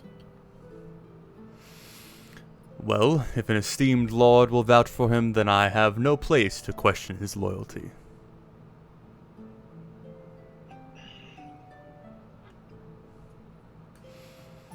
Well, with that matter dealt with, I guess we can now get down to the task at hand, unless there are any other questions. Well, since last time you set foot in this room, we've made some rather informative discoveries about our yellow-eyed men, and we've also have a lead on potentially where my son is, which, if you haven't guessed, is where you are going to be heading after this little conversation. What can we do to help? Well, the night of the siege, after I made sure that the plan that I had put in motion concerning you was off and away in the Great Sea, I returned back to my home to find my son missing. And there was a crumpled piece of paper on his bed with this in it. And he opens a drawer and pulls out a familiar, crude stone symbol with a painted yellow pupil as an eye on it. What you had seen in the monastery, and what you'd also had seen Beer Mime wielding at the assassination of Lady Heather. He sets it gently down on the table, and then uncurls a crumpled paper that he has, kind of flipping it over and setting it on the desk to allow you to read it. It reads, "From the start of the Gould is where he is. Underground is where he's hid. Signed, Novin." So, with this going off of this, it appears that my son is still in Giles' kingdom, up near the Gold River somewhere. I've already sent Porter to try and figure out the exact location, but I imagine this is some sort of lure, some sort of trap. I imagine he didn't steal my son just for the shits and giggles. He more than likely wanted me to push myself or the general public to pursue him, which I am not going to play into his hand in that manner. What was the first line of that again? From the start of Gould is a river in the north of Giles' kingdom, is where he is. Underground is where he's hid, is the note. Gould is spelled Gould. No other demands, no other ultimatums, just this note. Well, Lord Valoran, you were not privy to the events before you joined us, but it appears that Novin has a particular interest in messing with my plans. I'm imagining in an attempt to get me out in the open so that he can deal with me himself. So it appears that this is another attempt to do so, a much more drastic step than the last.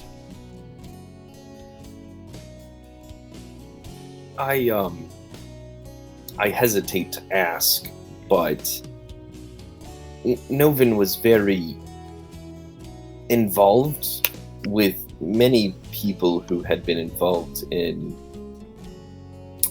philanderous acts, perhaps. Jarek, he's just a boy. I just don't understand who was affected that Novin has taken such an interest. I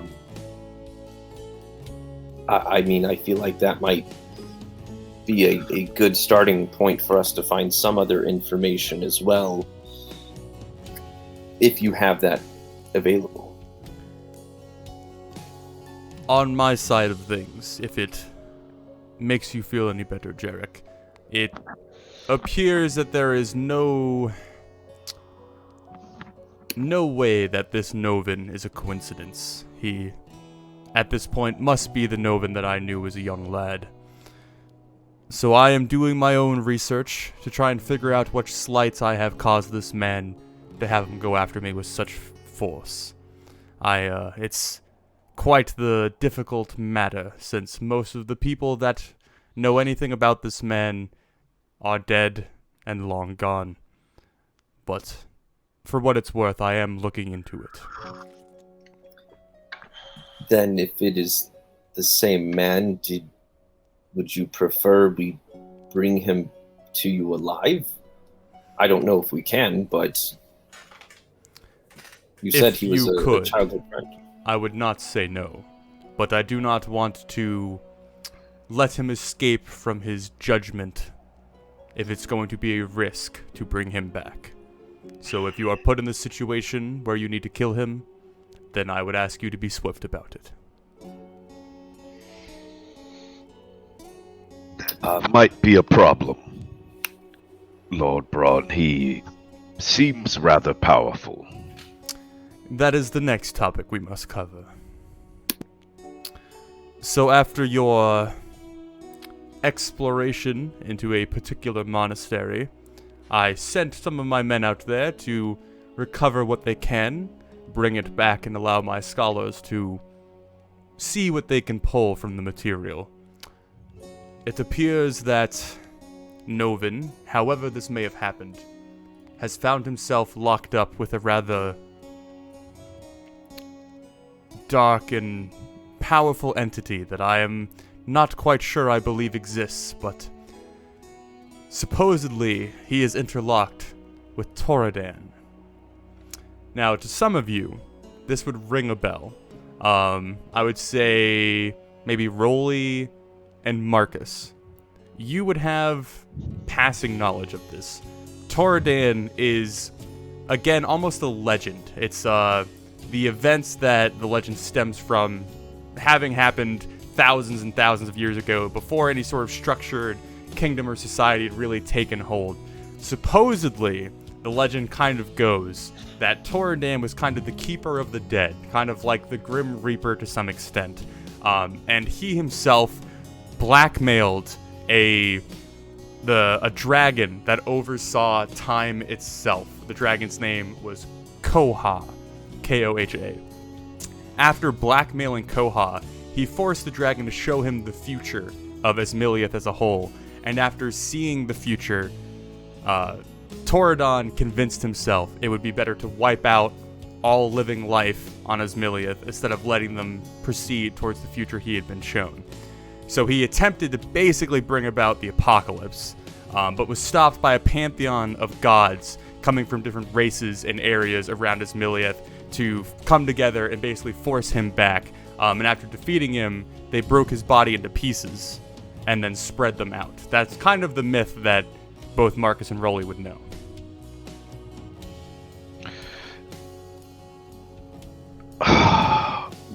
Well, that does seem to increase the difficulty if he's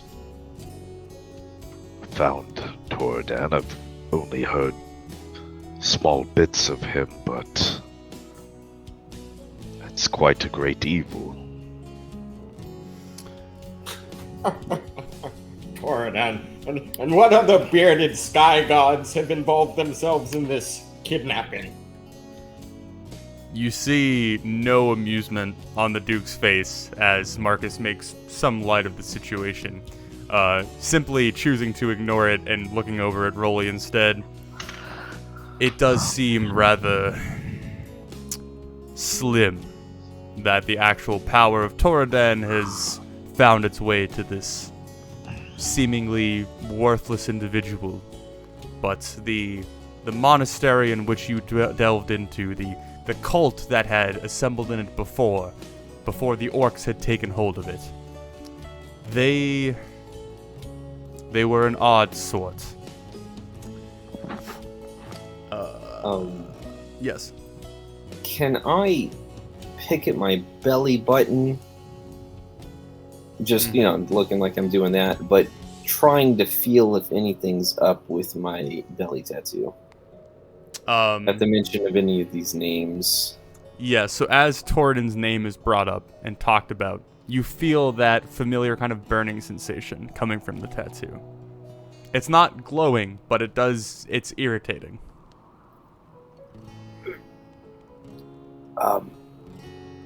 I think we would definitely be happy to do anything in our power to maybe thwart agent of this being. Well, I don't expect you to fight Torden himself, Master Jarek. It seems that if he did wield the power of Toradan, or at least at full force, Kralen would not be standing.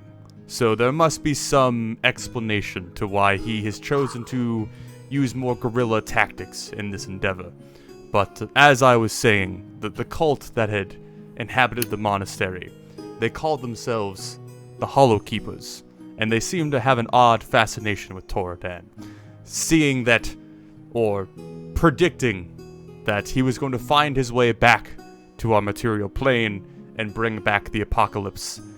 Now, supposedly, putting two and two together, it appears that the monastery had been built on top of one of the separated body parts of Toradan, and I am imagining that was what was retrieved when you found Novin the first time. His body part, I imagine that's what it was. The oddity of this Novin fellow is simply that he seemed to have no interest whatsoever in fighting us. He was rather indifferent, really. Well, it seems that his wrath is pointed in my direction, so I imagine he has no quarrel with you, but I am, I guess, pushing you in the path of friction with Novin. No, I just simply meant that it just seems out of character for somebody that would be that involved with things obviously so dark that would have allowed us to see anything of what he was doing and walk out of there unscathed. Well, I imagine we don't have all the answers, which certainly does put a bit of a bitter taste in my mouth. I am not one to enjoy being left out in the cold. Forgive me, Duke Braun, but you're speaking about this Toradan as if it's a real thing, as if the legends were true. Might I inquire what evidence you have that this might be the case? Well, there were plenty of literature recovered from the monastery that the Golden Hearts had explored previously, and after deciphering some of them and reading through them, Toradan's name was brought up a number of times, and his followers underneath him, or I don't know if you would call them followers, I guess maybe guardians of his physical form, I don't quite know. They spoke about him as if he were true, as if he were real, if there was no question that he was going to return, and it seems that they ultimately were correct. Did your followers happen to find any talking furniture? They did find that. It seems to be some sort of experiment gone wrong, I guess. That is being looked into further, though. Yeah, just be careful. They We've learned. yeah. Oh, rub his butt a little bit. May or may not have taken one of them home. I will let that rest. There's more important things to speak of. Anyway, it appears that you might be facing someone wielding a darker power, but again, considering that he hasn't leveled the entire kingdom in a single blast of his power, I don't know quite what you would call what he has going on. I imagine that he is not the god-destroying, world-ending creature that we have talked about in myth and legend. So I think it's reasonable that you all could subdue and pass judgment on Novin.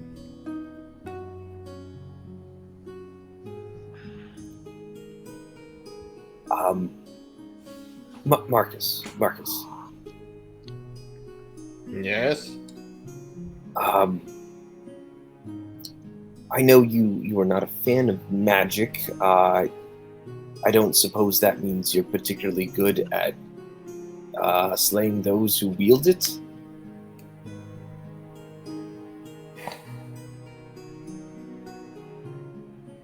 I'm familiar with how to deal with those kind. Good to know. Okay. Well, Duke Braun, then I guess we should start by heading to the Gould River. Well, I've sent Porter to try and find what other cave or dungeon Novin has hid himself away in, but he has been told to wait at Karoon Vale, a city up near the Gold River, for your arrival. And just out, I don't really know about whoever this death destroyed everything to this, but it says he was destroyed in pieces. Do you know how many pieces, or just pieces? I don't know. I imagine we haven't finished deciphering all the different books that we found, and a lot of them are missing a few pages, appearing to have been used for tinder instead of keeping any sort of records. But from what I can tell, what was secured in that particular monastery might have been his arm. No, there's at least two.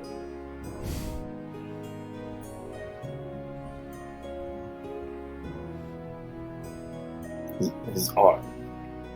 Yes. I will admit that I care less for the mystery surrounding Toradon, and I am much more pressed to retrieve my heir and my son and bring him safely home. So I hope that you all know that that is the sole purpose of this mission, and not to go exploring any sort of powerful mythical creatures. Of course, yes. I cannot imagine what you're going through. My own children are the world to me. We can definitely do this for you. Happy to see you're in agreement, Jarek. Is everyone else approving of this particular task?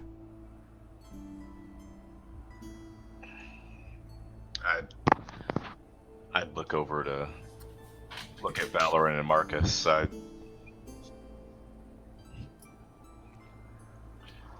It will be done. If it would put to rest the matter of my loyalty, I would bring justice to the Earthfather himself. You see the Duke grow a kind of sly smirk, showing a little more emotion than he had in the whole previous conversation as Marcus brings up the Earthfather yet again, or refers to him, nodding over at Valoran. Well, then, quick point of order, Lord Valoran. If you are to succeed in this and bring home my son, there will be quite a bit of power thrown behind you from House Krator. Can I get a read on him? With that smirk, is it feeling like this is almost playing into his plans? That his son being kidnapped isn't entirely accidental or out of intention? You want to insight check it? I would love to, because Self-sabotage. Cynic for the insurance money.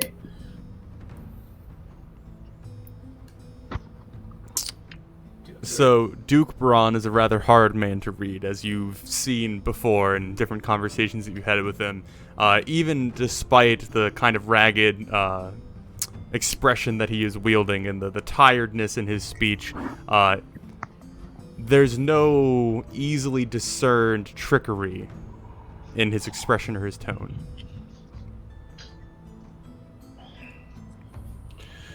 So Valorant sort of turns, like he kind of addresses the rest of the group and says,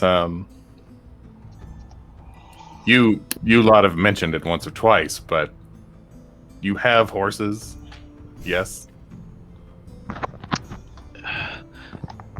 Out of character, it's been some time. We had a cart And 2 horses. we should have.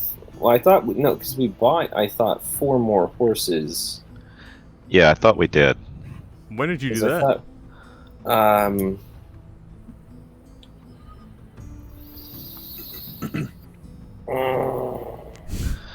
Well, we can sort that out. For all Yeah. intents and purposes, you guys have the necessities to travel.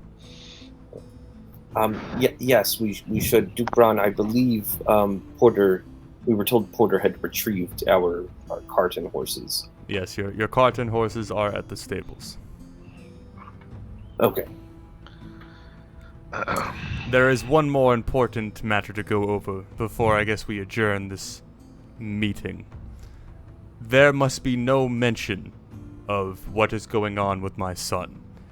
As far as everyone else is concerned, I sent Jarrell away during the siege for his own safety. There is by no means any reason to let anyone else know what is truly going on with Novin and my son.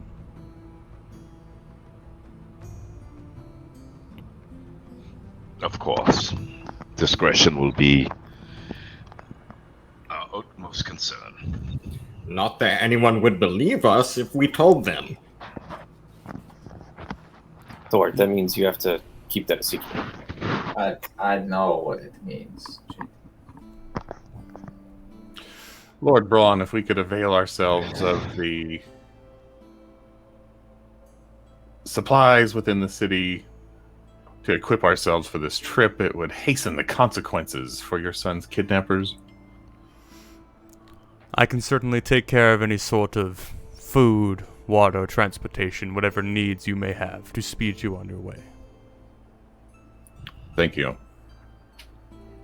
Oh, and Thor, I have a gift for you.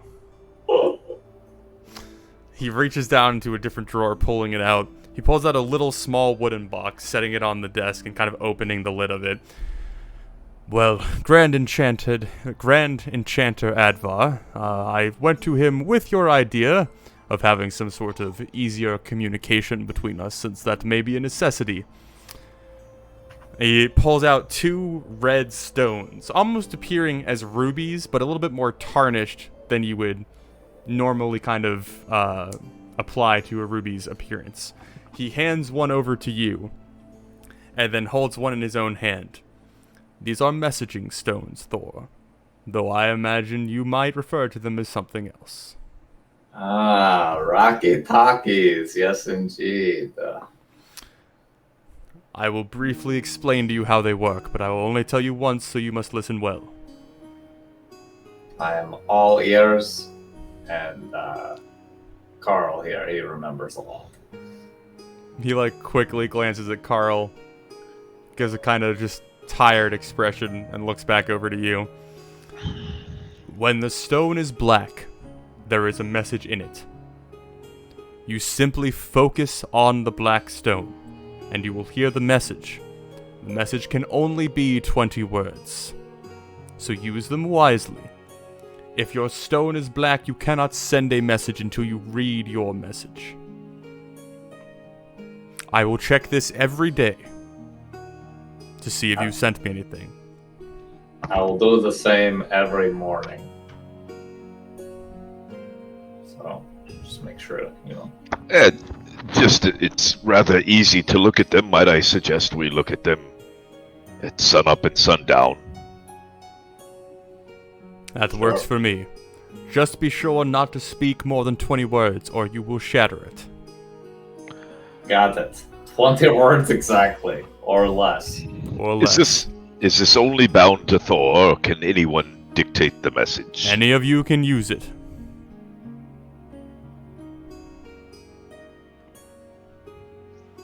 So I want updates. Absolutely. You can count on me to update you in 20 words or less. I appreciate it, Thor. Is the curious, is the stone small enough to fit in Carl's hole? Yeah. I'd like to see if I can put it in Carl's. That'll be a later thing, but I'm just... Okay. Yeah. And I guess we should all keep in mind Thor might really not know how to count to 20. Yeah.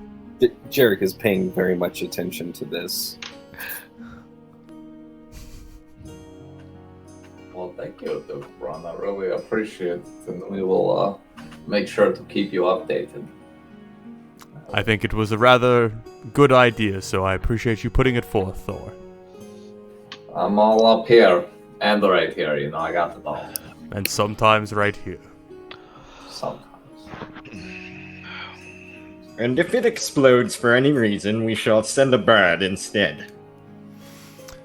Much more traditional, but if you do use any sort of public messaging system, I would like to remind you to not put any details that should not be read by anyone else in there.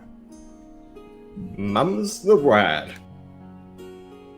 I think we've shown ourselves to be trustworthy with information so far. Jarek, I heard that you had a little bit of a problem with my man Porter. Well, yes, he surprised us in a very unfortunate way. There was some friction. Well, I hope you are smart enough to understand that he was only doing as I say. So if you have a problem with him, then you have a problem with me. I think we're fine. We're fine. That's what I like to hear, Jarek.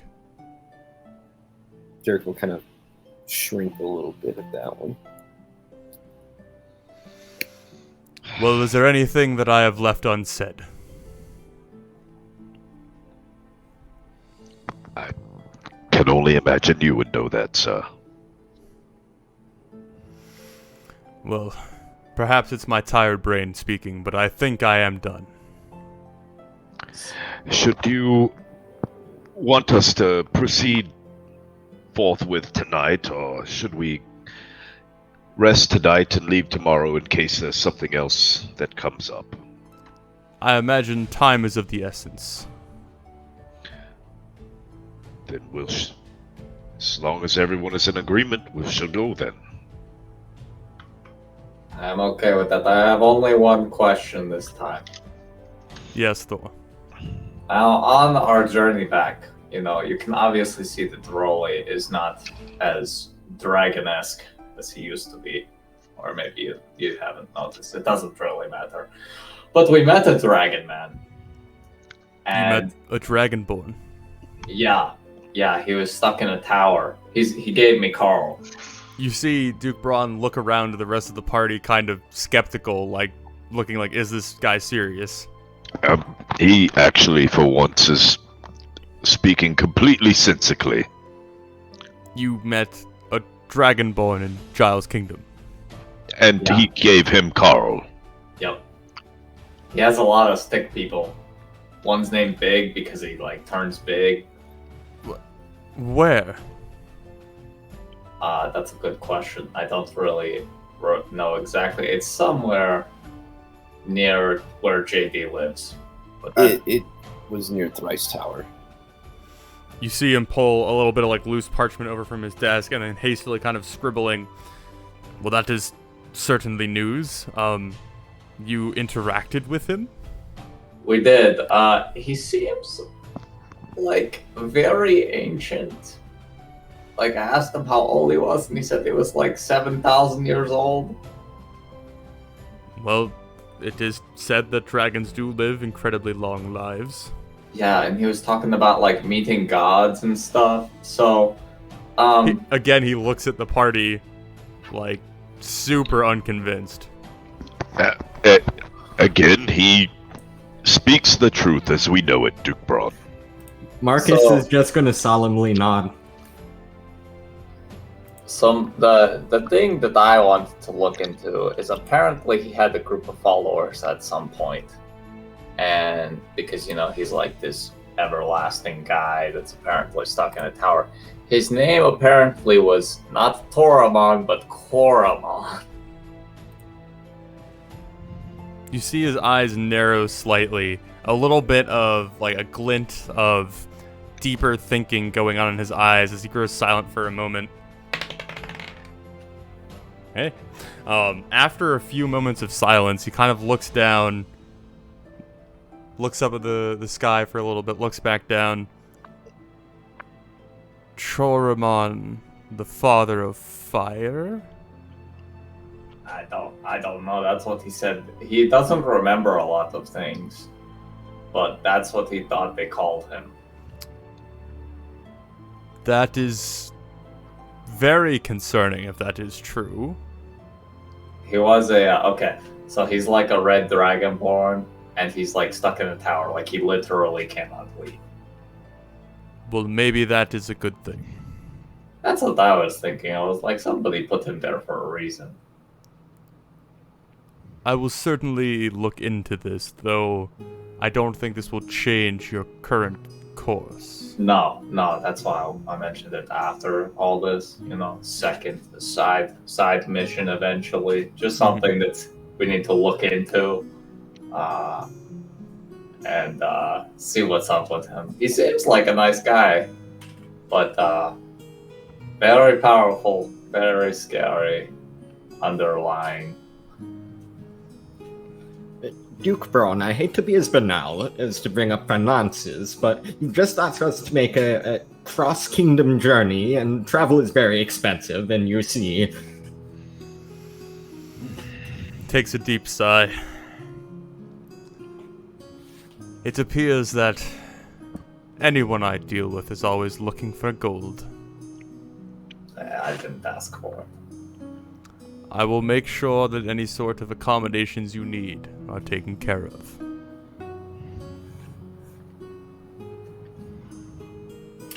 Very generous of you, Duke Braun. Thank you.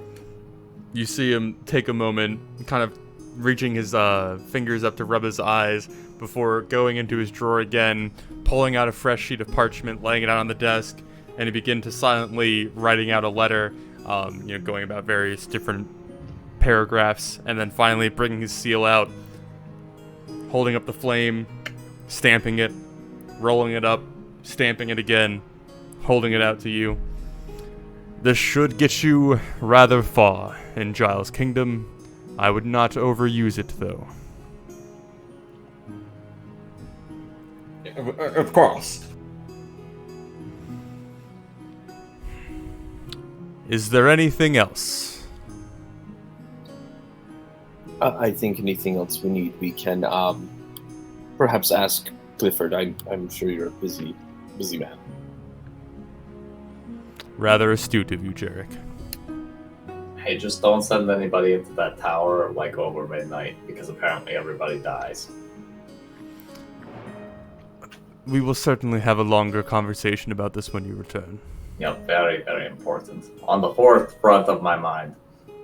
Well, second forefront. Precisely. Well, if you would like to spend the night in the castle, if that would speed up your travel tomorrow, you are welcome to it, but it might be best to leave as soon as possible. What time is it right now? It's maybe about 2 or 3 in the afternoon now. And it's what's the season? Spring, right? Yeah, spring, yeah. So we still probably have a good at least 4 or 5 hours of daylight. Yeah. I'm down to travel, guys. We may need to take care of a couple of things, Thor, before we leave. But yeah, yes, Dukran, we will leave expeditiously. Well, the fate of my family is in your hands, and I hope you take that as seriously as I take it. We see how seriously you take these matters, and we will do our best to mirror that. I would hate to see what would happen if you fail.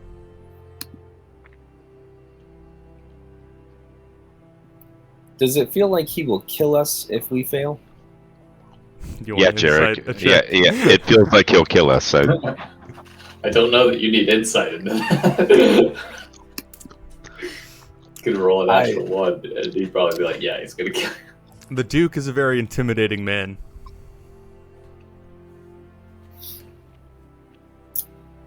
Yeah, but we will. Oh yes, of course, yes. Jarek will shakily get out of his seat.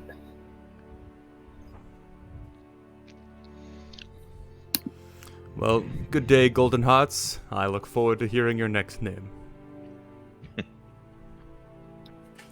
Duke Braun? Lord Valoran, may your adventure and travel be swift. Indeed. Vallard's gonna wait, like, as the group leaves, he's gonna linger at the door and let them get out of the room. Okay. Whenever that happens. Before that happens, Thor is gonna, like, as he's standing up, he's just gonna try to sneakily be like, I see you took care of Kelly. Good job. Respect. And I'll just... The Duke just kind of gives you a tired glance. And I'll just have Carl turn around as I'm, like, walking out and just salute him. Okay. So then everyone else is out of the room and it's just Valoran in the doorway now? Yeah, I would have left. So he has his hand on the door, like he's clearly going to leave, but he just kind of turns back to Braun and says, "It seems you have great confidence in them." It's less confidence and more the fact that they do as they're told.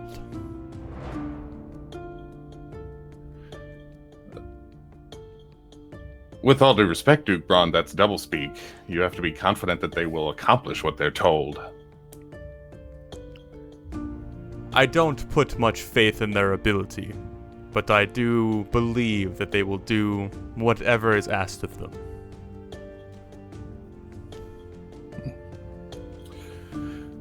Good day. Good day, Lord Valoran.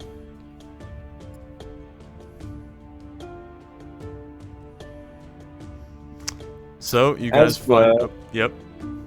Do we see Clifford? Oh, yes, he's waiting kind of at the end of the hallway for you. Oh, good. Good, I had a question for him. So as soon as, we see Clifford, I would have to go up to him and just kind of whisper into his ear, Clifford, you never did answer my question. What question is that, sir? The women at the Glistening Globe, do they Did they like me because it's their job, or Sir something they Jarek, have to do? the women at the Glistening Globes are very opening and welcoming people of all sorts. Oh, good, awesome. I've sort of a general question. I think I've adventured around Zhao's kingdom before. Are people typically as skeevy as like Porter and the Duke? No, you're definitely mingled in a political spider web. Like, this isn't kind of the normal attitude of everyone in Giles' kingdom. It's just main people you've been interacting with is the Duke and the Duke's men, so it very much shows how he functions. Got it.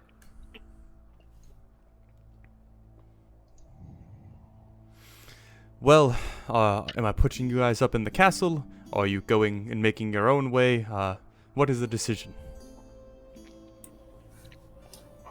I think we can go our own way. Lord Valorant, do you require accommodation with the higher born folks here? It sounded to me as though we were to depart tonight.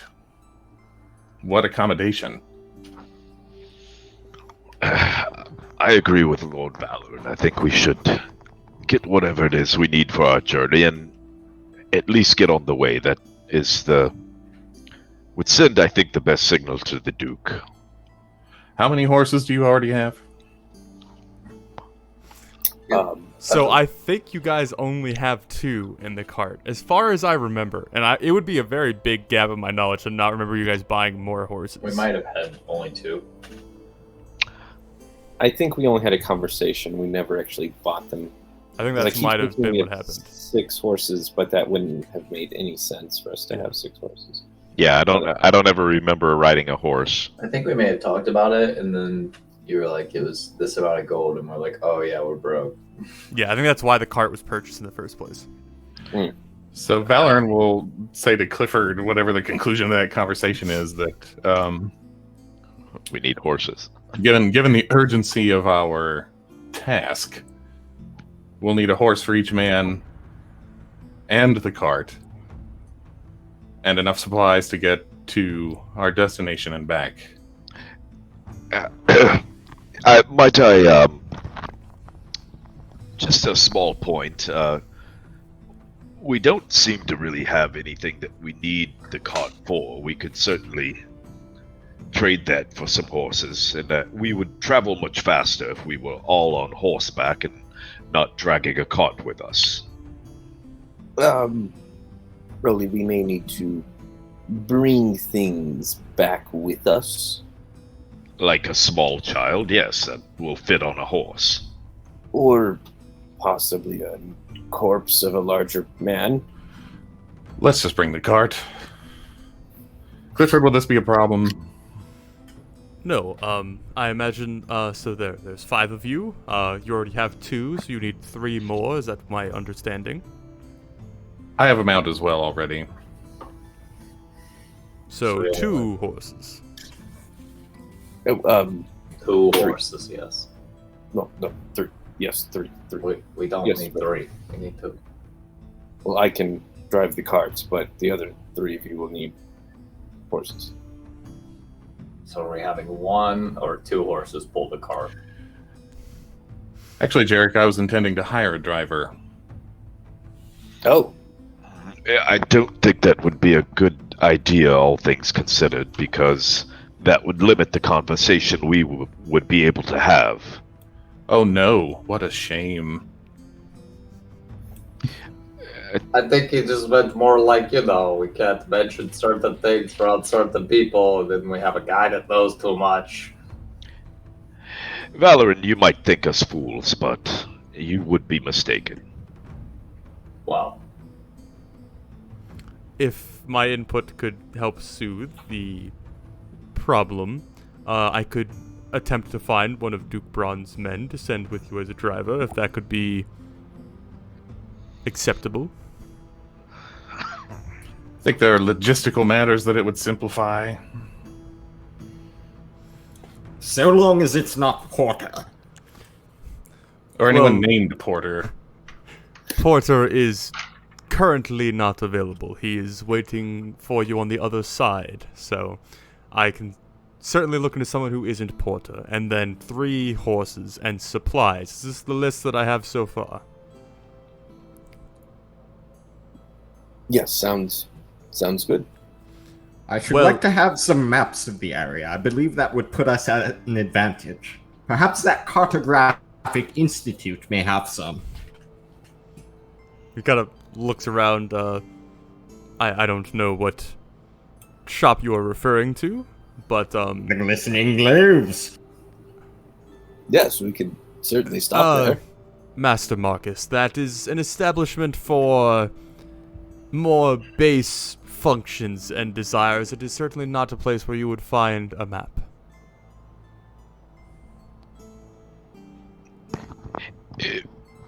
Oh, I can certainly... I will retrieve some maps for you, sir, so do not worry about that.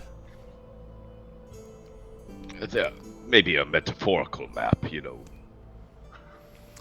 Well, I fear to inform you that to gather all these things and prepare them for you, you will probably need to spend the night here in Kralen, so if you would prefer to be set up here or making your own accommodations, that is up to you. Well, I think staying here would be cheaper and more comfortable. And more timely, we're already here. Well, I can certainly get the bed arranged for you and put you all up. Is that acceptable to everyone? yes. And is there somewhere that is smoking prohibited in this establishment? No, Master Rowley, you can smoke wherever you'd like. Quite all right then. I'll take my pipe out. So he is going to set up 2 rooms for you guys to use later, and also go down the list that you guys require.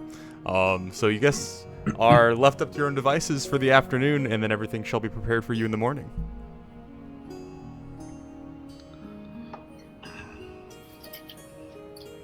Jarek would approach Rolly and Rolly, I wanted to get you something to celebrate your cleansing, if you will. Oh, is it a bar of soap or some ale or water and ale or a pipe? A tattoo. I thought something to commemorate. That's quite interesting. I've never had a tattoo before. Tell me more. Well, I remember you had said you had always wanted some wings. That's a joke, but okay. Well, perhaps not then. Perhaps not. No. What did you have in mind? Well, I learned of some good folks down by the docks who can do it. I'd be happy to pay for it. I just don't know what kind of time frame it might take for you.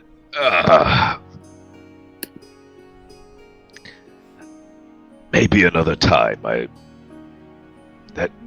We might have more important matters to attend to tonight, but on the occasion that we find ourselves with more time and less sense,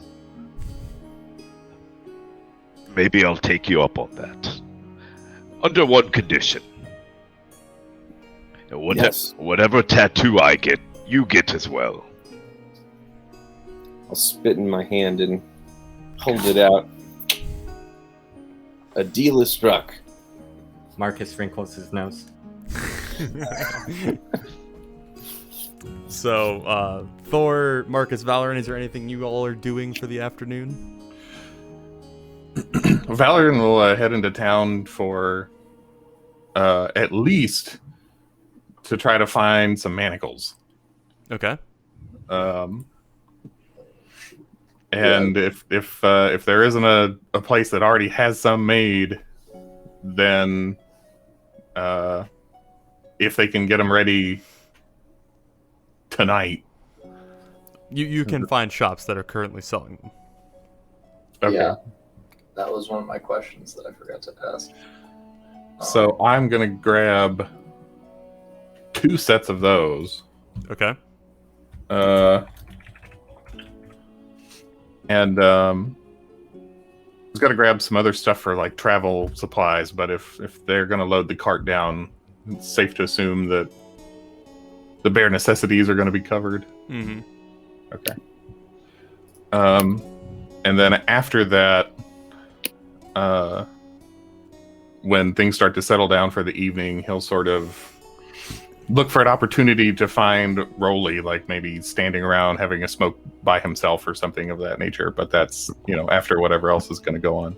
Okay. So that'll be 6 silver for 2 sets of manacles. Yep. Got it.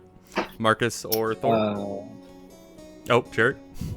I did need to buy a pearl worth at least 100 gold. Okay. That is doable for sure. Okay. But obviously 100 gold. That was going to be one of my questions to,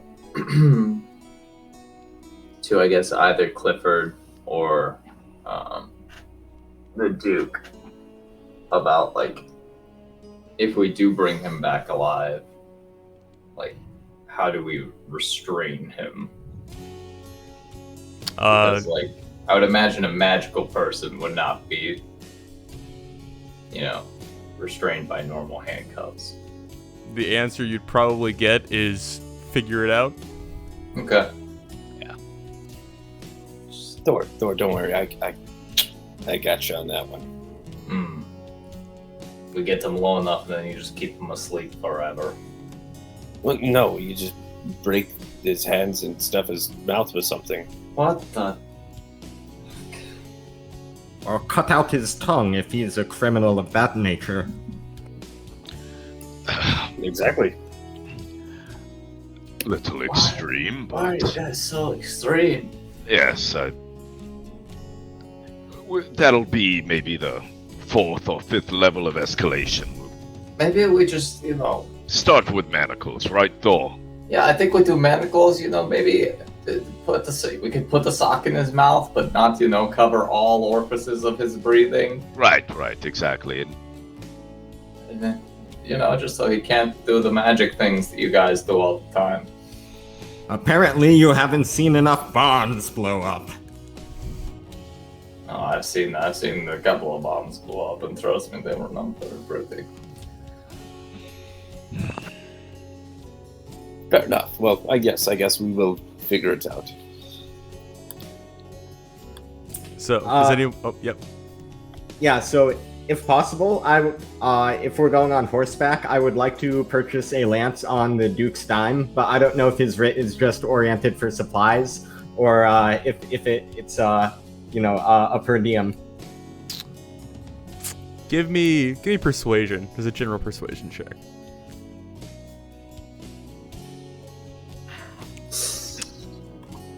He'll pay for a third of it. I don't even have that money, so I'll just put the matter to rest. Okay. How much money is it to buy that? 10 gold. Oh. Marcus, we can definitely help out. You're part of the group now. No, thank you. Are you sure? I mean, Marcus, what are you buying the lance for? It's a simple question. What? Sir, we needn't dismount to dispatch any troublesome vagrants. Ah, I see. So you'll be more of an effective fighter in this group we're all in together with a lance. Yes. Well then, I would invest in our continued good health by donating some gold towards your lance. If it makes you feel better, you can pay it back at your leisure. I do not accept donations or loans. It's not a donate. What, do you accept the gifts? Out of character, I don't like spending other people's gold. I'm one of those guys that is just more comfortable like divvying up the gold when it happens and just spending it individually, or like putting it pooling it for group things. But I'm not cool with bumming it off of other people. Alright then. Have it your way. Earn your lands. Okay. And I'll need to purchase a poisoner's kit? Or alchemy kit? Yeah, we'll go with like a general alchemy kit. Vials and mortar and pestle, that kind of stuff. Yeah. Question. Yes. I guess we would all be walking in a group because we have no real reason to split unless we like want to go to specific places. So I imagine I would have heard the Marcus debacle. Mm-hmm. So it's 10 gold, right? Mm-hmm. Total, or is it like he'll play a third and so I pay 6 or whatever, 7? Yeah, you could pay the 6. Okay. Whenever they leave, like as they're walking away, because he's like, I can't afford that, I'll just buy one. Okay. Is there anything else that anyone is doing? So Jarek, the alchemy kit will be 5 gold. Anything else before Valorant has his conversation with Rolly? I actually did remember one other thing. I'm gonna look for a resource in town to send some letters. Okay. And whatever I can find, like I've got an envelope that's sealed with my signet that I want to send home. Okay. It's 5 copper for a message, like a carrier bird. Okay. So that is simple enough. You want to do that? Yeah. Okay. Anything else? I was told my family was in Corel, right? Yes. I believe so. Okay. Yeah, maybe join Valorant on his letter writing expedition to just keep sending them little breadcrumb trails of where you're at. I'm in Kralen, goes to Kralen, we're back in Corels. Yeah, let them know that we stopped in Kralen and we'll be back in Corel in a few weeks. Okay. So 5 copper for that? Only to my daughters. I would not address my ex. Okay. As you do. Okay. Anything else? Yeah, I would look to get a small keg that we could put on the cart. Just an empty keg? No. Oh. No. Of ale. Okay. Half ale or whole ale? We'll go with a gold piece for a keg ale. Done. Like a simple ale, not like anything extravagant. Yeah, no, just simple. Okay. All right. Anything else, boys? Could have been a lance, but That's alright, I got you. Yeah, leading Rolly through all of the crazy annexes in the castle and like finding weird places to smoke. Okay. yeah. Valorant, did you want to approach Rolly alone or just approach Rolly in general? Preferably alone. Okay. That wouldn't be hard. I'd be off. Well, I was smoking. gonna say when you find one of your cubbies to smoke in, Marcus will leave and then Valorant will find you. So I guess you guys can go ahead and do that interaction if you'd like. So assuming we're getting into the evening now, and as Valorant sort of walks up and he gets off of Rolly's shoulder, as he's approaching, he sort of clears his throat and he says, "Did I offend you?" No, you've got to work much harder than that. I just thought it might be time to clear up some misinterpretations you might have. While we do jest and we might be overly familiar as a group, uh, I've seen quite a lot of promise out of both of those young men. And we've accomplished a great deal. We've done some good, I'd like to think. So, that's all I'm saying. We're foolish at times, but not fools, in my opinion. The truth is, I have thought you fools. And to continue to be truthful, I'm unconvinced. However, meeting the Duke has given me food for thought. This is not... This is not a simple errand that he has sent us on. He would like to behave as though you, and I suppose I, are thugs, gophers. But that's not who you send for this. No, quite not. You send a pawn, and perhaps in your case a knight.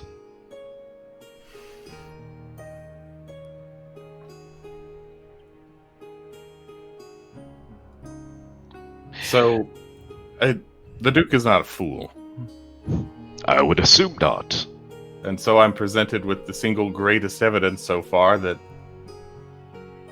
neither are you. Oh, no, I didn't say that. I only said that, Thor and Jarek, in my opinion, are not fools. As for myself, the matter's quite undecided. However, the mother, she is no fool. And she has seen fit to send me on this path. I'll share something with you since it might be relevant at this point, but when I went wherever I went, when my soul was separated, I saw everyone in this party. I saw Jarek walking away from a burning building. I saw Thor in his homeland. I saw you and Marcus together. This was all in a conversation I had with the mother. There's not much more I can tell you.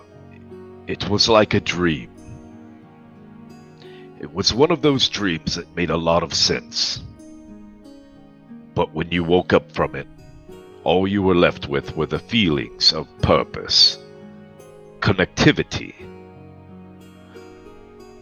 The rest seemed to just disappear like smoke. I couldn't hold on to all of the particulars, but one thing I know is that we're all here for a reason.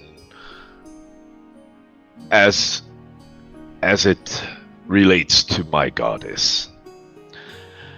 And we can at least agree on one thing. While I might be a fool,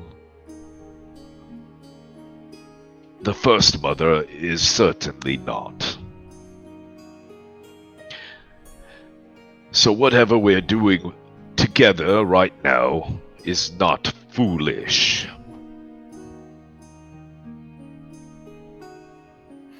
Extraordinary.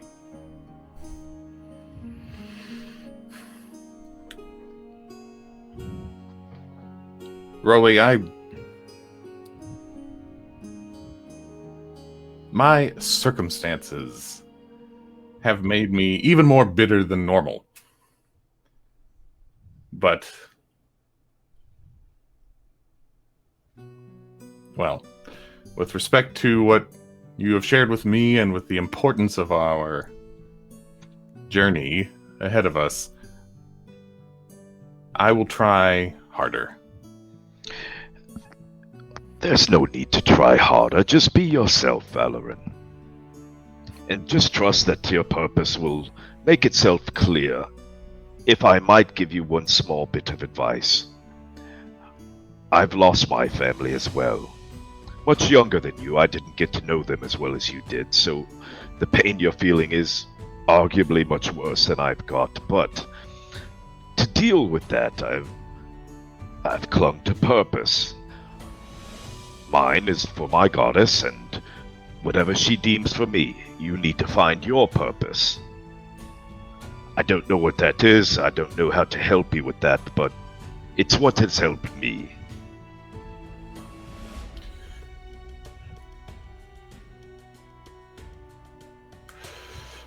I think I understand. Suffice to say, for the time being, getting on Duke Braun's good side will serve my purposes greatly. It will, and the boy we're going to find, I'll warn you, he's a brat. He might make you wish that we'd left him with whatever yellow-eyed demon he's been abducted by, but reuniting a father with his son is, as far as purposes go, it's one I enjoy. Worthy. Now, I think that's quite enough of not being foolish. Would you join me for some ale? Yes, I think I would. Well, just this once, I won't cut it with water. Very nice. Very nice. I enjoyed that. That was fantastic. Okay. One last thing. I'm so sorry. Go for Looking it. at my inventory, did we ever sell the 200 gold worth of jewelry? Nope. Then that would probably be one of the things I do. Okay. Are you seeking help in this endeavor? Probably grab Thor. Okay. So you can either roll separately or give one another an advantage, but it's going to be persuasion. Just keep in mind I have sold jewelry here before. What is it going to be? Persuasion. Persuasion. Yeah. I have a +4. So. Same. Okay. Roll separately then. Okay. Will do. Let's go. Whoa! Nice. Very nice. Not nice. So, Good job, Sherrick, Thor. you approach Thor, telling him that you need to do some jewelry, and Thor is very eager and willing to have at this wonderful hobby he's enjoyed so much. He takes you to all the places that he went last time, hamming it up with the certain jewelry buyers and sellers that he had met in his previous sale, striking a fairly good deal, getting 180 gold worth out of the 200 gold of jewelry that you had. Fantastic. Thank you, Thor. No problem, JD. I am very well known with these guys by now. God, that was masterful. I couldn't even remember what half of these things are called. So I forgot the word necklace, for God's sake. Okay, we all stumble sometimes. But see, now I have Carl. He helps me remember things I don't always remember. I'll take your word for that one, Thor, and just kind of give Carl the. Carl just reaches up and like taps his noggin. Hey, he's watching you too, buddy. Just keep that in mind. Yeah. Oh, also, JD, just so you know. So you know how like Marcus was like, don't buy me this thing. Yeah, so I bought the thing for him. Oh, that was nice of you. Yeah, no, I just want to be nice to people. So I think we need to make sure that we hide it somewhere, or we put it in his room before he gets there.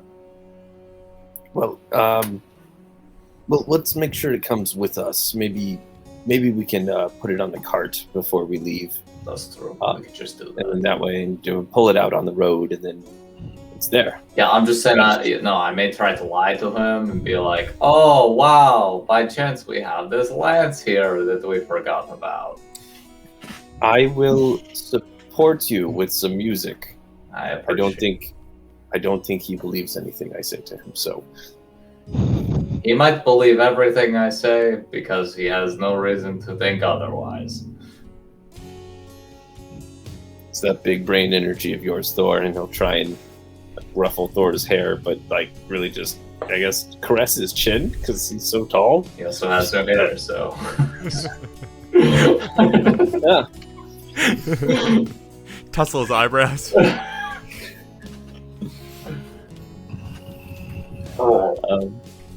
And then at some point, I'd like to see if I can fit that messaging stone into Carl. You very much can if you'd like.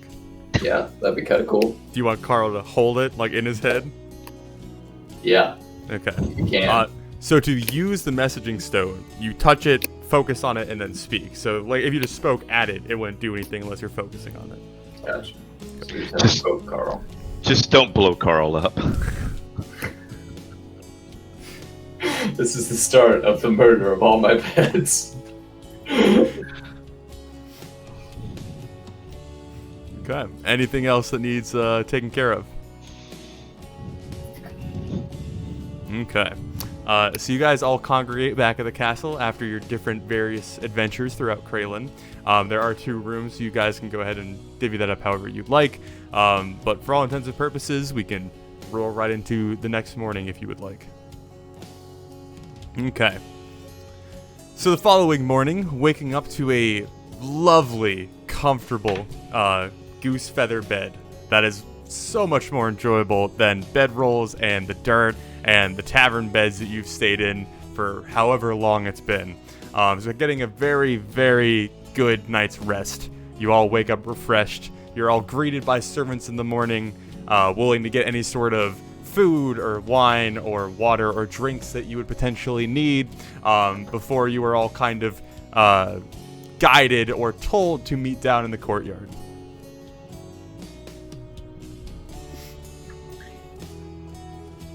Yeah, just head down there. Probably fiddle with the alchemy things. Just looking through them. Okay. While I was... Is this? Oh, sorry. Oh. Go ahead. No, go ahead, Marcus. Is this the kind of castle that has like those open air toilets that just like make your poop go out a chute on the side? Yeah, sure. That's very fitting. Okay. Okay. Marcus has an escape plan.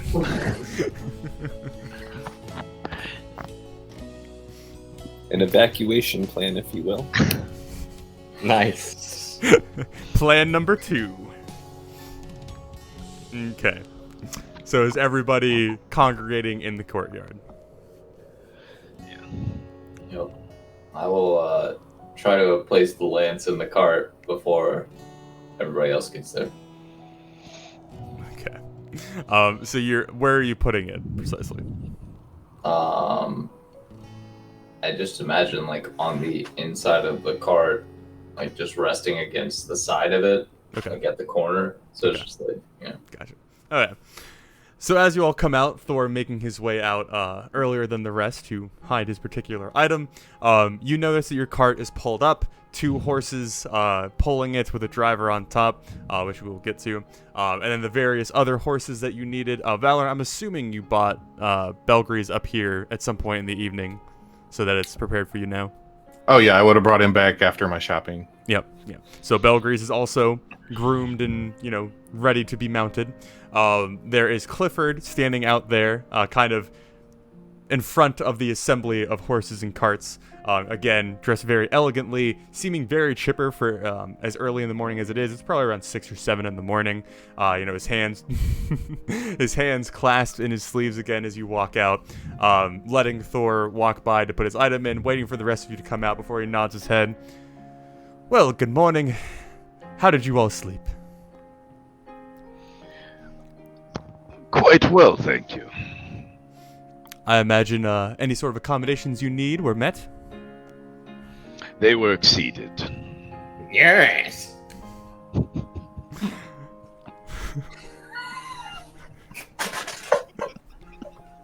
Damn it, Spencer. Well, if there's anything else I can do, I would love to see that fulfilled. I very much pride myself in keeping a good ship shape around here, the castle of Kralen. But as you can see, everything has been prepared for you, any sort of food or water or horses or transportation, and your driver, Adam, he is going to be taking care of driving your carriage for you. Is this the same Adam from Marie's bar? It is not. Okay. I want to get a read on this guy. Does he? No. Does he look as skeevy as Porter was? So, Adam is a gnome. God damn it. Yes. He is, fairly small, as gnomes are. He seems, again, it's hard to tell how old a gnome is, but he seems a little bit younger, as your kind of first guess. He has black hair that's about shoulder length. He has blue eyes and a kind of jovial expression when he's kind of just sitting there. He's staying rather silent while you are conversing with Clifford, but as you look over, he gives you kind of a little quick wave of his hand. Oh, Carl wave.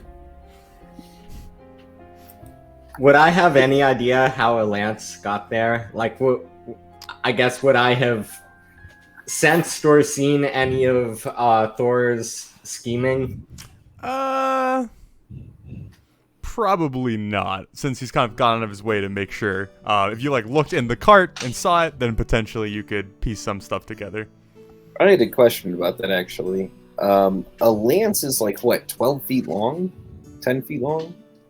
That is a very good point. It's probably sticking out of the back and of the the cart. cart is 6 or 8 feet long. Okay, I just prop it up on the edge. I mean, it doesn't need to be hidden. Well, then I will go back real quick, and yes, Spencer or Marcus, as you are examining the cart from the distance you're at, you see the lance poking out diagonally from the rest of the supplies. Okay. So I guess without, being aware of any of the scheming Thor did, Marcus would just see that and put his hands on his hips in an approving fashion and say, "Ah, that bureaucrat of the Duke's must have finally seen my reasons." Clifford kind of looks around and agrees, and, "Oh, yes, everything is taken care of, Sir Marcus. I hope it's all agreeable with you."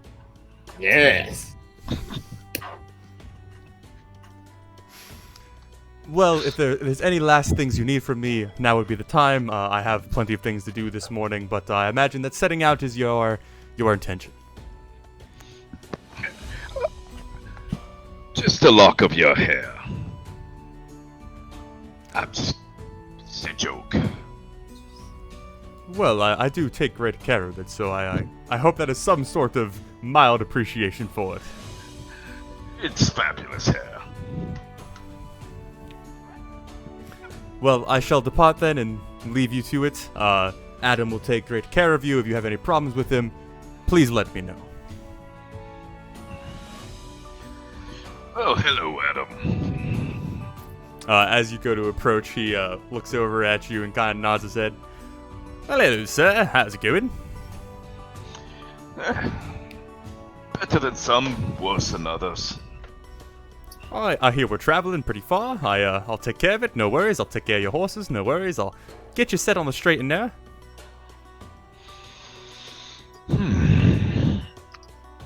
Well, how far can we travel before nightfall?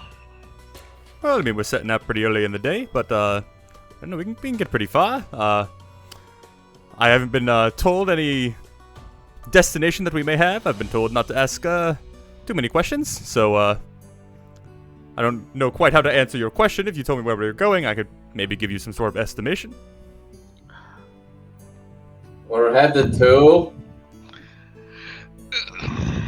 We need to travel north for the time being.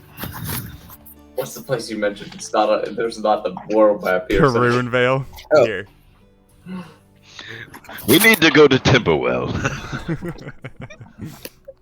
The The Gould River is our destination. But we're stopping at Karunvale, yes?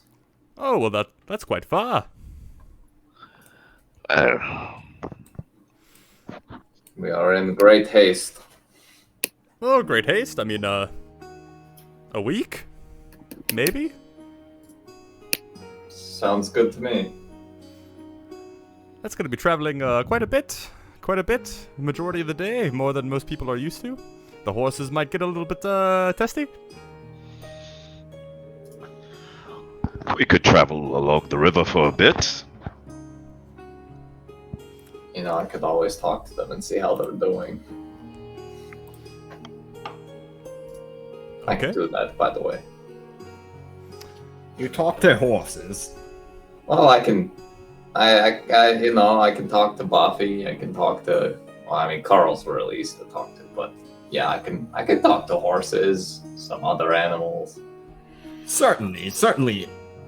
Do they understand you? I mean, yeah, they do. They don't. I don't think I can understand them, but they understand me. Uh-huh. Well, I'm just gonna go wherever you point me. That way. Righto. But we're all loaded up. All the horses are freshly groomed and watered, so we can make a great deal of progress today. If you'd like to set off. So where is the start of the Gould River? The start of the Gold River. If you look at the north of your map, I'll ping it for you. This is the Gold River up here. It is what separates the Prude Empire and Giles Kingdom. It's kind of the border that's used. So that's kind of as far north as you're going. Past Okay. Bronze Shard, past where Thor's clan resides. All right. So. But yeah. So as far as mechanical explanation and discussion, probably next session is going to be mostly the traveling in itself. So we'll probably not get into that in this session. But if there's any sort of like conversations or things you are going to be doing while traveling, now would be the time to mention it, and then we can see how all that pans out. But for all intents and purposes, the week trip, we're probably going to shoot through rather quickly. Well, there might be a few things here and there we might hit. Can I just ask Clifford real quick, like before we leave, just to make sure? So Adam doesn't know like the details of what we're doing, right? No, Thor. He has been told to not ask questions and to listen as little as possible. Gotcha. Okay, just making sure. I like the lad. I think it will be fine. Okay. If you trust him, I'll trust him. Carl, keep an eye out. I hope to see your safe return, Thor. You too, Clifford. I mean, you'll be here. But, I'll see you soon. Bring back our young lord. If I don't, I probably won't see you, so. Fair enough, Thor. Fair enough. Well, later on, Clifford. Safe travels, Thor. Carl just. Clifford, the horses you brought, did they have names? Not that I am aware of. So What about any notable features? Well, that one is white with brown spots. That one is full black, as you can see. There is a light brown one. Maybe you can call him Chestnut. It just goes over like basic perception of the horses. Is there a female horse? Yeah, brown one's female. I would like to claim that one. Okay. I would like to name it Sweetberry. Okay. Jesus Christ. Are these riding horses, war horses, crap horses?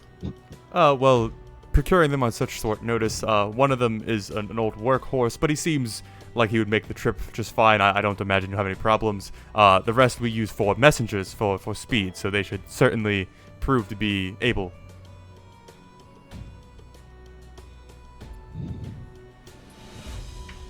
What do they look like to me? Give me perception, I guess. Okay. As he gestures towards the workhorse one, which is the brown female that Rolly has already claimed, you see that it is definitely the oldest of the horses. You know, being rather experienced with horses throughout your growing up. The others, you know, very young, very not slender, but sleek, fit for the task of moving people across vast distances very quickly. So based on, this is a reach, but based on having spent the day in Kralen now, do things seem, how dire do things seem? Like, I understand that it was under attack, but are they really having to scrounge to get us these supplies? It wasn't so much scrounging, it was more the short window of gathering things. What was on hand, basically. Got it. Anything else before you guys depart? You said one of the horses was white, right? Yes, white with brown spots. All right, I'll take that one. Okay. Well, that leaves a black one and a gray one. I'll take the black one. Yeah, gray's fine. Okay. Yeah, to I don't match have to your ride. moral character. True, neutral. You know, I think I'd probably hold a conversation with my belly at some point. Okay. You know, just kind of off to the side, just shaking it and, you know, Doc, please don't get me killed. This is freaking gods. What the hell? I'm just a man. I'm a human man. And just kind of pray and rub that tattoo. The response you receive is kind of a soothing warmth that extends not just from the tattoo, but almost throughout your entire body. More or less in an attempt to help calm your fears.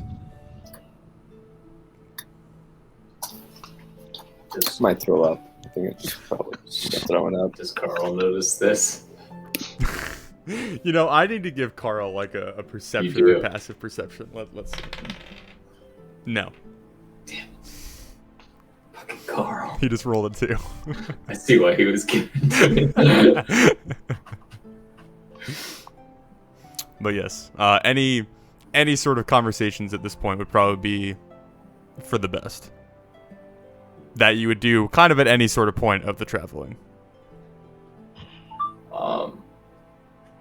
I would just do like daily messages to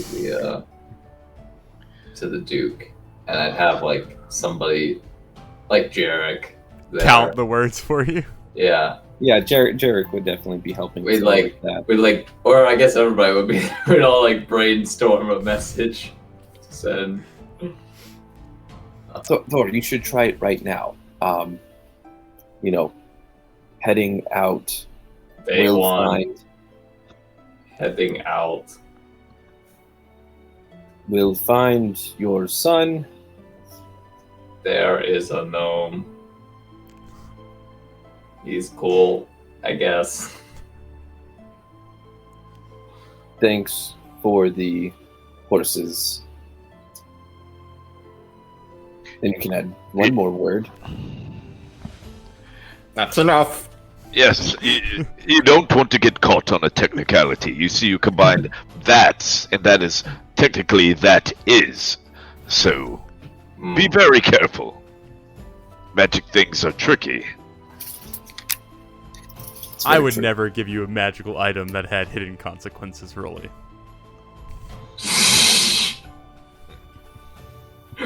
True, you did not give it to him. It was taken from us. I bought it from Thor for 10 gold. You did. I forgot about that. Yeah, it wasn't for him.